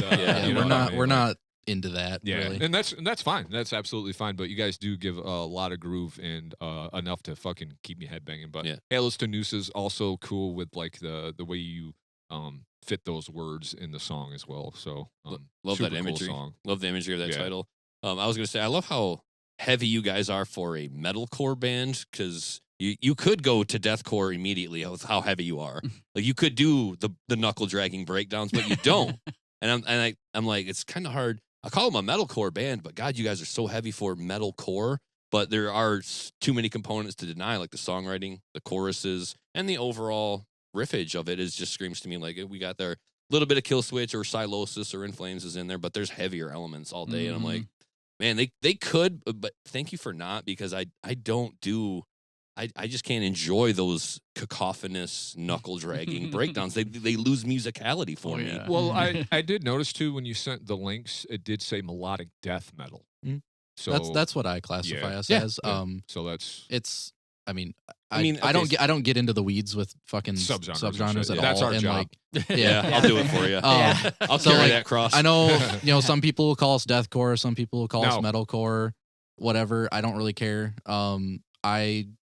I consider it melodic death metal because like when I hear the Sure. word metalcore, I think of like the shit on fucking like Octane. Octane right now. Oh, and yeah, I fair. can't stand it. No, so it's like yeah, I know. like I know like old school metalcore, Yes. yeah, like Kill Switch. As I Lay Kill Dying, Switch, Kill yeah. Switch, Yeah. Silosis, that kind of stuff. Yeah. Yes, but like I feel like I But if I introduce enough elements of like, the old like Swedish melodic death metal stuff. Like Orbit Culture is a great example of like a Yeah, new I heard some version of of that. Yep. Yep. I kind of put us in that same vein, I Yeah. guess. And Yeah. I think you guys got quite a bit of grind too for like if you were going to say metalcore as Yeah. well. Yeah. But metalcore is like deathcore. They just become these blanket terms, like Yeah. because there's so many subgenres and shit. It's just kind of like, where do we fit it in? Oh, he sings, so he's metalcore, But Yeah. I think melodic death metal is a great Yeah, and because that's- I feel like, and I'll just say this right now, like go on tour with Rivers of Nile, like you guys would be fucking perfect right next Yeah. to those Mhm. guys right fucking now, and they're melodic death metal to me. Like they're not metalcore to me. Yeah, So I I think- feel like you guys standing right next to those guys on stage, that's where you need to be. That's like, let's call them right now. Fucking, let's go. I was gonna say, if you have their number, let me Yeah. know. Yeah, Yeah, that's what I'm shit. saying. Like, That'd be awesome. bring these guys with you. You got fucking. This is where you guys belong. So I agree. I think I used the metalcore word in place of saying a mouthful melodic death metal. I think I just shortened it Yeah. down to metalcore. It's true. You guys Yeah. are more melodic death metal. That's fair. I shorten it, and I got to maybe get out of the habit of doing that because I don't want to misrepresent you guys either. well, that's a bad thing. Like we just said though about metalcore, not to be redundant, but like. Yeah, maybe like the Kill Switch, Silosis, and Flames type shit, but like now that metalcore is also considered this Memphis Mayfire octane or- bullshit. Yeah, this emo, whatever the fuck this shit is. Like, Yeah. and that's don't- metalcore now. Like, that's not metalcore to me. No, like, yeah. like Yeah. Yeah, I like I, that I would have yeah. called Lamb of God metalcore at one Yeah. point Right, too. absolutely. And like they're new wave of American heavy metal. yeah, Is but that what Yeah. you're like calling them? what are they? You know what I mean? Just Mhm. fucking heavy metal, I guess. Yeah. Right? So, Hell yeah. But yeah. So then track 14, A Celebration of War. To me, this is like Vestigial at its finest. Mm. Like this is just like the pinnacle of everything all in one to me. Like this is like all of the tricks, everything from all of the songs, all of the albums, all in this song to me. Piss song, there's layers on everything. Another cool breakdown about 135 with like I noticed there was something weird going on with this like breakdown at 135. Maybe you can explain it to me.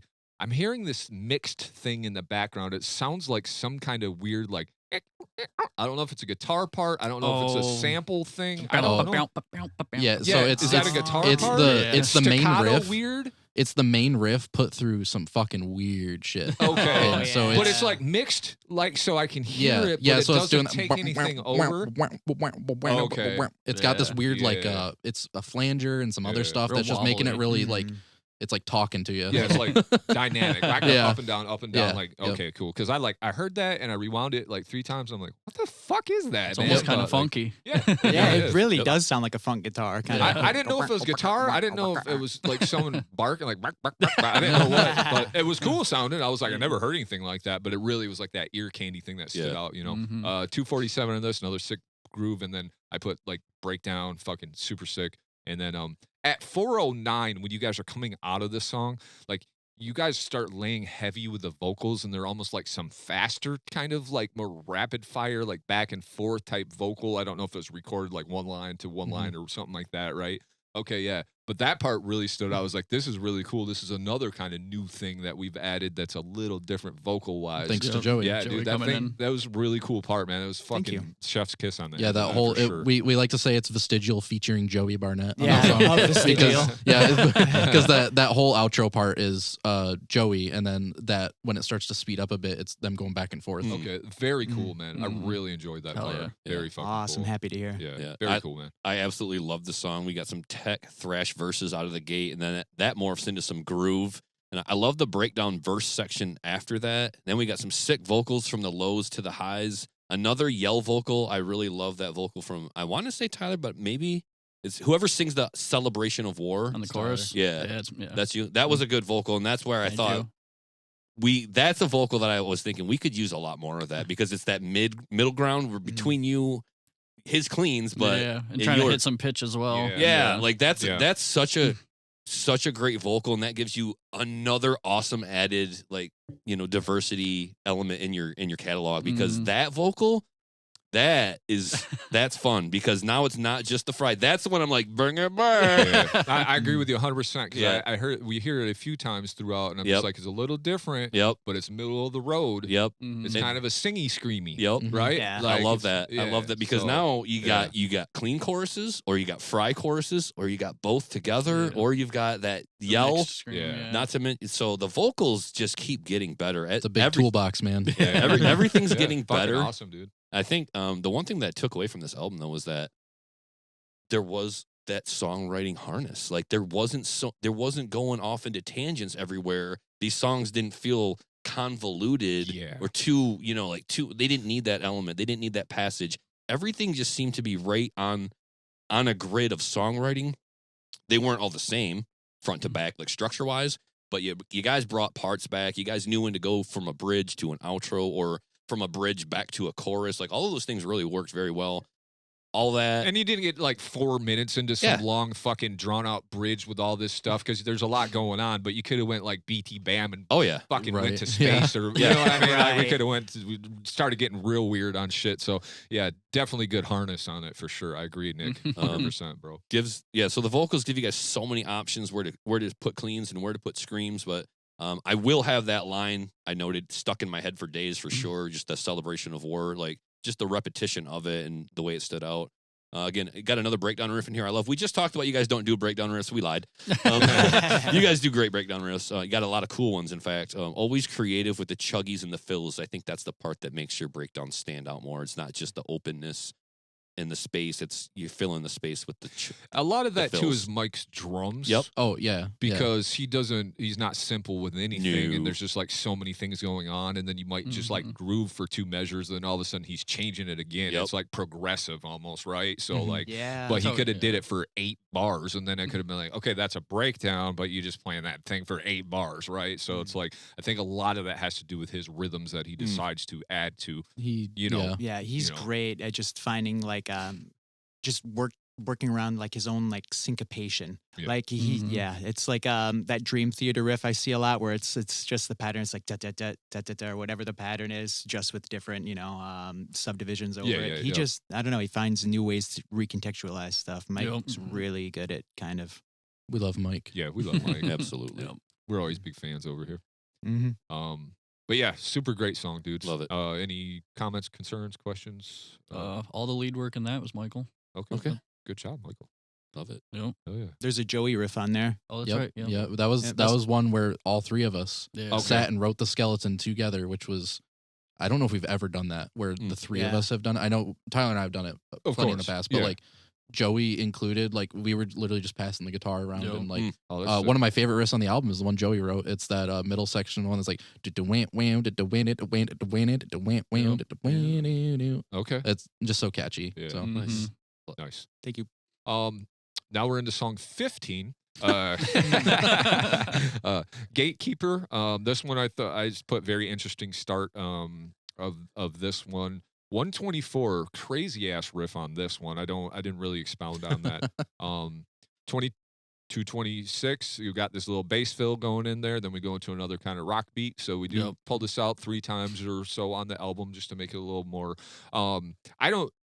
I'm with Nick sometimes with the rock beat thing, but I think you guys do it very well. Like you don't overdo it, but you do it enough to make it a little different because everything just going to be a grind or a downbeat, right? Like so we gotta do or I appreciate it, right? Yeah, this one specifically was a Tyler sell because it was like it wasn't really initially going to like be that way or stay that way, but he was like, no, it's got to be that way. Like that's like one of his favorite parts. So. Okay.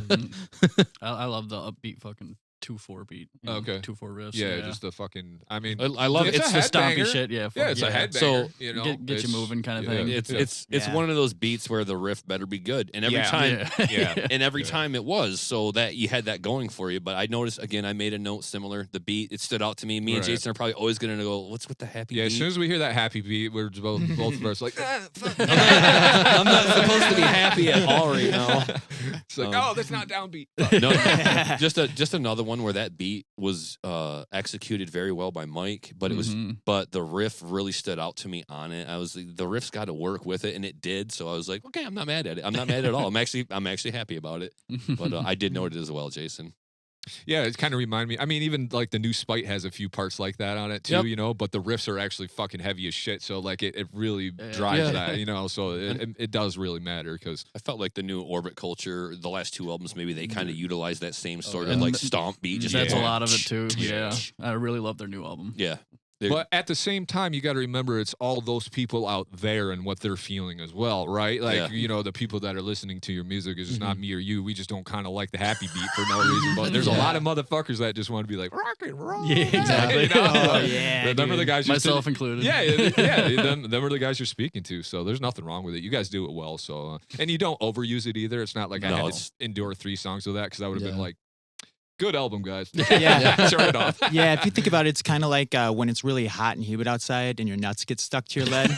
It's like sometimes you just got to stomp for a little while just to shake things loose. So there's a little bits in the album where it's like that it gets a little too hot and you got to shake them loose. There you go. It's fantastic, though. I do like the Gatekeeper lyric at the end, too, like the singing and the pattern. Like then you kind of carry that out a few different times at the end. That makes it really catchy and like something kind of just like to sing home on at the end, like the Gatekeeper part. Super cool song, dude. Thank you. Dudes. Love the moody, clean passage. It's about 3 minutes into the song, and then appreciate progressing that with everyone without switching it up too much. Because sometimes you might play a really cool melodic part and then just turn off of it, like a 90 degrees or 180. And like this one, you guys utilized a clean riff that you actually built on with the distortion and the layers afterwards. Yeah. Yep. It always blows my mind when somebody can write a really beautiful melody, like a clean passage, and then just totally depart from it into like a thrash metal.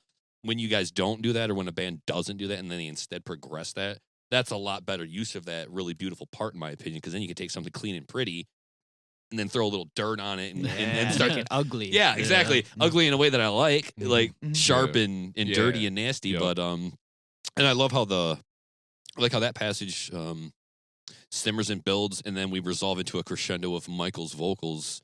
That passage on the way out, I thought that was a really good build up. Like a good. You talk about one of the moments that you like with the violin into the next riff that meant a lot to you. This is one that stood out to me. It was just a really good execution of a crescendo of building up a musical passage the right way for me into a vocal delivery that then won me over. I was like, that's where that needed to go. That was beautiful. So good job again on the clean vocals, Michael. And then definitely has the hair on my arm standing up, and I love that feeling. So that is what you're looking for out of your listener. Oh, yeah. Not everybody can do that. Not everybody has the DNA coding to have hair stand up on their arms. Which is crazy. Which is sad. It's so sad for me. Such a good feeling. Yeah, and then, but so that's like one of the highest compliments I can give a musician or an artist is like, hey, like your art impacted me. I had chills. The next highest one is you brought me to tears. You had me close, Michael. Maybe another day I'll listen to it and I will cry. And hey, man, quiet place to hide. We're just gonna today. It did it. You're gonna see like post a depressing status one day or something, and then you're gonna get a DM that's just a link to another song. And like, hey, try this again. I'm gonna vague book like a lyric from A Quiet Place to Hide, and that's gonna be my status. I'm just gonna drop it and walk away. And you'll know. Oh, he's vague book and vestigial lyrics. Oh yeah, dude. Even more lore to look into. Go listen now. Yeah, I'm super proud of that song. That one turned out very cool. That was another one that was like an older demo that got like very much reworked. Like Yeah. it's completely different from its original form, Mhm. and like the swing beat like in the verses and like Mhm. the just out the gate with the falsetto, I felt Mhm. like was just a really strange choice, but it just worked. Mhm. And I don't know, I'm really proud of it. Vocally, it's like one of my favorite things I've done, and it's fucking hard to do. The Yeah. ending, especially like the gatekeeper, like power metal vocal Yeah, almost. It's rough, but It's a sticky motherfucker, though. I mean, because that was another one that was like stuck in my head. You Yeah. know, it's like, Mhm. I think I like and that's the important. I like the show of confidence with coming out with that style of vocal is the first vocal of the song. Like that's just bravado right there. It's just like, yeah, I'm in a metal band, and yeah, Tyler can do the Cookie Monster, and he's gonna scare the skin right off your face. But like to also have the vulnerability and the confidence simultaneously to come out with those falsettos, just to even start, and as they are throughout the album, I thought it's just balls all day. I'm like, yeah, like give me vocal diversity, give me something emotional that I can connect with, because I can connect with the yelling and the screaming all day. I was born in that. Yeah. Like that's my DNA coding. I Yeah. get anger. I want to dive deeper into it, and you do a really good job of that for me with those vocals. So good job on that again. thank you. So then we go into Lamenter's Letter 3 for track 16. And I guess my biggest question was this is, and what kind of decision was it to not go out on a Lamenter's Letter 3 to like bookend the one with the 3? And I might answer my own question when we start talking about song 17, but was that a conscious decision to make sure we closed out with music and not had like the starting and ending type thing? Correct. Because, you know, some people might do that, right? That's an option, right? It In- was on the table. Yeah, in my mind, I don't need to be primed out of an album. Like, Right. and I feel like these are primers Okay. essentially, and it's Makes like sense. I don't need somebody like ending the album for me. Mm. I guess like the music, the end of the next song, like it leaves the listener to decide what all of that just meant, rather Well- than somebody telling me like, you know, this is the end. This is the capstone Yeah. summary. It makes sense. I was just like, you got the book start, book end Yeah. kind of thing too. So it was just a question that came up. Yeah. I don't, Yeah, you know, no, there's it's- no right or wrong, obviously, way to do it. But then when we go into With Guilt Upon Thy Shoulders, right, for the ending track, Mhm. Return to the Shadowlands is what we end the whole thing with. Yes. So to me, then it made sense as well. Like, obviously, it's an option, Mhm. and you're giving them, you know. And the other bad thing is, like, if you're skipping over those, it's kind of like then you just skip over the last track Yeah, every time exactly. too, right? Yeah, So yeah. it's That like was- at least the last track, you got a lot to it, and absolutely love this. The strum riff rules. There's like this. I think it might be the second riff or like almost chorus riff where you guys are like doing this heavy thing and you're like boom, boom, boom. It's like very emphasized on like the like the a post-chorus arpeggio. riff. It's just like three or Yeah. three notes, but it's like very, very concise the way you guys do it. And I just think it was a fucking very cool how you did that. How you made those three simple notes, boom, boom, boom, on the end of that riff, Mhm. just be so impactful. It was just like fucking heavy. I was like, sweet. Drums great on this. Bell work. Fucking like when he's doing all that little extra bell yeah. stuff on this Oh, one, yeah. super cool. Epic ending. 2 minutes 53 seconds. He does this little horsey dive. Like, it reminded me of like getting on the horse in the Shadowlands and Yep. riding Yeah. off. I was like, that's fucking sweet. Yeah. And then, like I said, it's super epic, but I didn't expect anything else from you guys. 4:15 groove absolutely fucks. Yep. And then, like, going out of it where you say Return to the Shadowlands, I was like, okay, now that makes sense why the letter didn't go last. But like I said, it was just a question that was brought up. It Fair. was just, so Yeah. just something in my head that was rolling around. So I'll 6 minutes. Yeah. I'll Yep, take the longest one. I'll take it all the way from Lamenter's Letter 3. It starts out with about a minute of no voice, and I got no voice, just sad. And then we got voice, still sad. Nothing's changed. Nothing's changed except the voice. I thought it was just gonna be 2 minutes of sadness. And Captain's then he came log, in, still sad. he added Day more 58. sadness. Still sad. We got some big Dark Souls 3, Elden Ring, Vincent Price vibes going on with this one again. All of the Lamenter's letters were really great. Each one, they sound alike. It's the same string, basically. Maybe a different musical. Yeah, different keys, different. Yeah, but same instrumentation, Yes, maybe. yep, Yeah, yep. so like a string quartet or something like that, like a coal chamber type of thing. Not the band Coal Chamber, actual coal chambers. But then with Guilt Upon Thy Shoulders, like, well, it's hard to believe we're already here. It's like the end of a good TV series or movie or book or video game that you deeply enjoyed.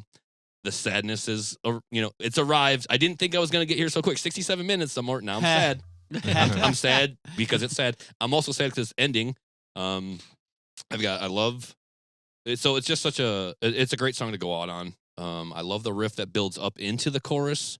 You got a dual vocal threat on the chorus again. And I love the dive bomb to start the solo. I think that's what Jay was mentioning. Like that dive bomb was ethereal. I think it actually kicked my soul out of my body for a minute, and I had to come back because it's jarring. I had to listen to the end of the song a second time just to make sure I was dialed in. I'm like, hey, the album just ended. I think I was still kind of hooked on the whammy bar. I was like, what the fuck was that? Like in Red Dead, with your fucking horse gets bit by a snake. Oh yeah. So yeah, great solo, great work on the whole solo. Very melodic, crushing, triumphant outro. Fitting of a crushing, triumphant album. Yep. I love the banshee scream to carry us into the outro Thank passage, you. like Thank forever you. long on that. It was fucking sick.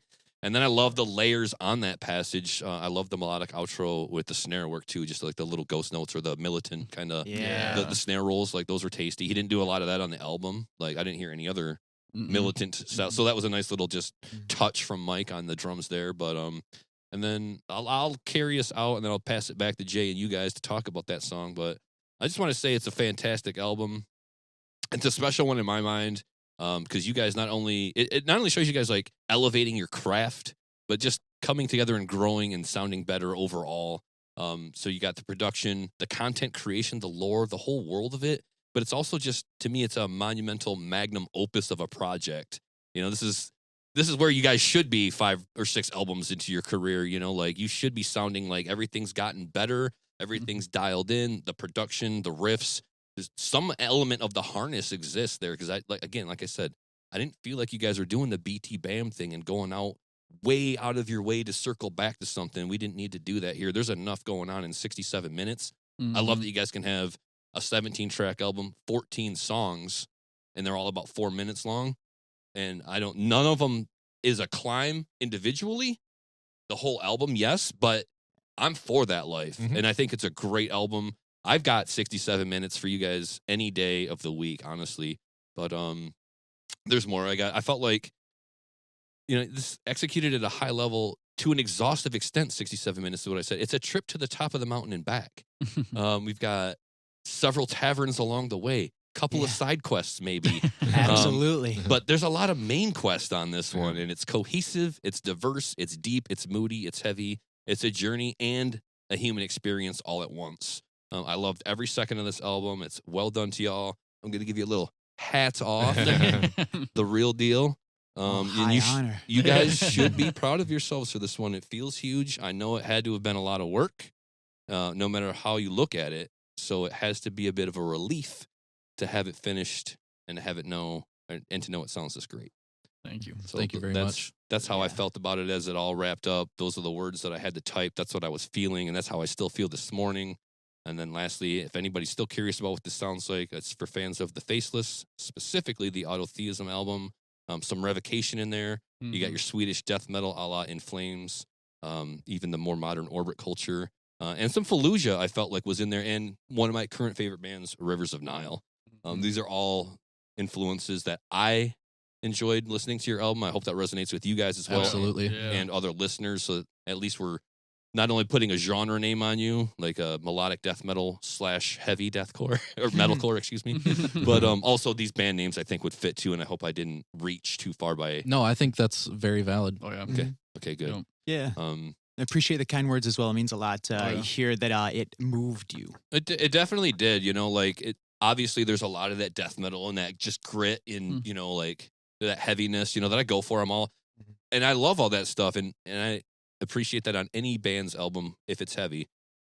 You really want to win me over, definitely bring me in with that melody and that emotional, those pieces in there. And you guys did a great job of that. And the repeating parts help too, like being able to have some of that song structure, because you could have gave me 67 minutes of prog shit, what I mean? And we could have just went all over, because you're capable of doing all of that. Yes. But I just love how you guys kept it a theme. I can't say anything that he didn't say better. So, I mean, I'm right there with him. Awesome album. Thank you guys so much for sharing it with us. Thank you. You guys should be very proud of this thing. It's weird to just be like, know some guys that can put shit like this together. Yeah. It's like kind of fucking awesome to us, like, because you guys need way more praise. Oh. Like, I wish our podcast was so much Yeah. bigger just to fucking put you guys on a pedestal to show many Oh, more yeah. people your shit. I mean, it's growing. Yeah. It'll get there maybe one day. But for now, fucking I just love you the work that's put in. Yeah. That's the part that I admire, because I Yeah. know what kind of work this was. yeah. Especially for you when you come into the Yep. mixing, because by the time you get to mixing, you're already fucking sick of listening to this fucking thing. You know what I mean? And we're over here like, dude, Like, you know. I feel so, like everybody in the band is great, and they do a tremendous amount of work, and there's no denying that everybody's a great musician. They contribute a lot. But at the end of the day, I always got to look at Michael yeah. is this insane person, a beautifully insane person, a beautiful mind, but the production, Yeah. the writing, the singing, Yep. the game. We got a Yeah. game. We didn't Yeah. even really, we can get deeper into the game. You built a game to go with your album. Working on it. And we're going to, or you're building one. So we'll talk a little bit more about that. I wanted to bring Yeah. that up. So It's such a rich world that you bring to life, Michael, and thank you. I think the amount of work that he puts in, I wanted to shine an additional light on that, because yes, when you are your own mixer, producer, you have to have that light shine on you as well. It's not to take light away from anybody else. I'm sure you guys, No, Michael deserves every last bit of it. Yeah. I'm sure you guys appreciate his Yeah, work. absolutely. So yeah. I'm probably saying stuff that you've all said and turned to him, I hope, over time. and vision, end of day. You got to have someone that kind of Yes. has the vision. Yes. Because not everybody can have a vision, because then it is going to be that guy with 25 crayons that you know what I Yeah. mean? That's just going to be a bunch of shit thrown at the wall because everybody wants to throw their little thing in. So having that mind of like, this is kind of where we want to go with it. Yeah, it may not, it's going to be a rocky road to get there, because we might have to pull songs out that were sitting around for 3 years because we have to rework them or however that looks, right? But yeah, just having the vision and just, you know, the direction means a lot too. Just being able to take that leadership role and steer that ship as you will in the right direction, you know. And you got some great shipmates with you, man. Absolutely. I wouldn't do it with anybody else. Yeah, like you guys are awesome. Like I said at the beginning of the show, we always fucking, you know, suck you guys off on the show, but it's well deserved, man. I mean, because you know we know about shit, so you guys do it very well. I would like to wrap up anything with this just for time wise, because we are starting to creep towards The longest long one ever. podcast ever. But anything else about the album? When does it come out? When are we expecting it? What's next? Or is there not a date yet? Or any additional information we want to hit on the album? And then I got like 3 questions, and then we'll get out of here, because I have to start to piss now. Yeah. Album May 29th. We've got 4 or 5 total singles, I think. Next one is Idle Hands, January 7th. Okay. So that's coming up. And then, we'll have a few other singles. Album May 29th. We have a show that's not announced yet for the album. With I know who's playing on it. You do? Okay, No, cool. Just one band. Yes, I mean, I can say anyways, but it'll be, I'm sure we'll announce it probably like after the holidays, but Recorruptor, Withhold the Blood, and No Susception. Okay, cool. All, So is that the Withhold the Blood return? Yep, That'll it be is the the show that's back. why I first knew, show 'cause back. Yep. I seen Jesse at the show that we played a couple weeks ago, and he said nice. something about it, that he was playing it. So Yeah, it's gonna be a huge show. It'll be a fuckload of fun. So I'll probably be there if there's not anything pertinent going on in my life. So yeah, it's in nice. June. So Okay. Yeah, that plenty of gives me time. plenty Plenty of of time. And yeah. along with the release of the album, we have pre-orders for yeah. our merch and everything. With not only does it cost a lot of time, but it's also been a lot of money. Yeah. So I suppose if anyone out there is listening and likes Yes. what we've done and wants to show their support, that's probably the best way to do it. Just got to Yeah. plug that. the for what merch it's is worth. fucking sweet too. It's the coolest merch we've ever done. We so spent it's worth it. That's- lot of time getting cool merch for this one. That's one band's merch I don't have yet either, Yeah. as you guys. I think So we that's all try I to got. get most merch from all bands, and somehow, we got a few things you guys gave us. I noticed the but, koozie. yeah. That, Yeah. that's cool. I Yeah, thought it was. we've been I kind of don't either. slacking for a while on the merch, but this Cool. this album Yeah. has very good merch printed on high quality stuff. It's a lot of cool shit, so it's Cool. it's worth buying. If All right. so, Yeah. And if we break even, we're happy. right. yeah, hopefully. That's the artist dilemma. Yeah. Now, with this, you're playing this one show, and I know this has always been a sticking point with this band and our topics. Like, what are we fucking playing some shows this year, or that is the plan. Okay. Currently, I mean, All right. we don't know what will happen, obviously, Right. and like Absolutely got to set shit up, and Yeah. like hopefully like different opportunities can be presented and whatnot. But like, yeah, I mean, it's not. We're trying to get out of the like one show a year fucking thing we've been doing, but so yeah, more shows are in the plan, but nothing's concrete. Right, absolutely. But I mean, you put out an album like this, like you gonna go back and start writing more shit now? Actually, that's what I'm saying. Like, you kind of got to play some shows now. You got a fucking ton of shit. Yeah, to play, that's a great point. Is like I've always felt like I'm ready to write the next thing, or like I'm able to do something better. Mm-hmm. This, like you mentioned the word magnum opus. This feels like this feels like what I've always wanted to make. It's your life's work. Yeah, right? and like I want, like I'm good to sit on this for a couple years at least, and like I want to make this like something that we go play shows, and like this is Vestigial now. This is like the beginning, of like what like I feel is like what I view our band as, I guess. And like, so yeah, I want to play some shows. I want to try and do the whole content thing, try and fucking figure all that out. So yeah, sure. We'll get there. Yeah, this thing is huge. You can get a lot of miles out of a 67-minute album. And now that you have arrived, and I mentioned the word relief, it does have to be a relief. I hope that lining up shows isn't an anxiety-inducing experience for y'all, but I have my heart so pinned on seeing you guys live. If I'd have known when I met you, like, in the beginning, like, the shows were going to be one a year, I probably would have like really convinced my wife to go to the Goat Horror show, right? But that was like a wedding anniversary weekend, so it's like, that's a hard one. That's a tough sell. That's a tough sell. Do I bring my wife especially to with the Goat Horror on on the wedding, and it doesn't work. Yeah. But like, I can look ahead to June and say like, I'm gonna flex it into my schedule. But yeah, the show thing is for me like I got to have some Vestigial performances in my life. That's.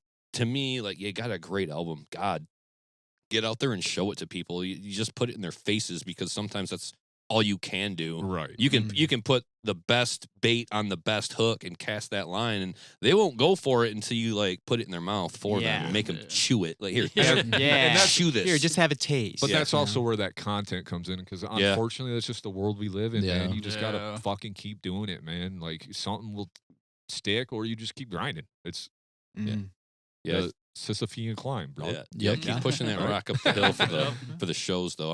I'm excited for that for you guys. Because... All right, so we do got to wrap this up. I could talk to you guys forever. I fucking love you guys. You guys are awesome. Thank you so much for coming back. Thank you. I mean, we could talk all day about everything else. We could do 3 more hours, but just being mindful of time and everybody's time today. You're more than welcome to come back anytime. You guys know that. I enjoy your presence. I enjoy the work you guys do. Big fans over here. Is there anything we missed, or you would be remiss if we didn't cover or talk about right now today about the album, about Vestigial, or moving forward?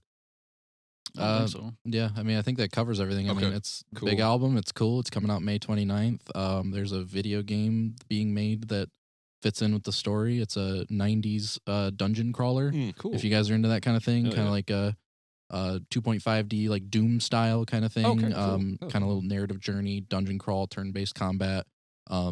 That's being developed. That's there's no release timeline quite yet, but my assumption is around end of the year next year. Okay. But games take forever. Yeah, I was gonna say, I've been working on it for a little while, but like there's there'll be announcements for that, so we'll get there. You thought albums took forever to make, bro? Yeah, try to make a game. Games. Especially with all the little hiccups and glitches and shit you run into. It's nothing too crazy. No fucking Skyrim or anything, obviously. But like it's it's old school. It's a little bit more easier to chew, but it'll be cool. I assure you that. There's not many bands that have video games, so that's pretty sweet. I'd have to Google that one. I know of one. Last Chance to Reason, right? Last Chance to Reason. They had one. They had like a little video game they made. Not familiar with them. I know Tesseract had like kind of like a journey-ish kind of video game. Okay, the singer for Last Chance to Reason, he actually went and played with the Contortionists, if I'm not mistaken. Okay, so they had like a little. Their whole thing was kind of based around video games. But that's cool. Anyway, with that being said, thank you guys so much for coming on the pod. As always, fucking enjoyed it. Thank you for having us. Go check out this album, Shadowlands, May 29th when it comes on. We'll talk about. Once we shut this off when this pod will come out. But with that being said, y'all, much love. Keep it metal. Peace. Yes. Thank you. Thank you so much for checking out the episode.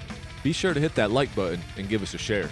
Yeah, and if you enjoyed our podcast today, please give it a rating on your streaming service to help us gain some exposure. And if you really enjoyed the show, please give us a follow or hit that subscribe button and come hang out with us every week. And remember, keep it metal.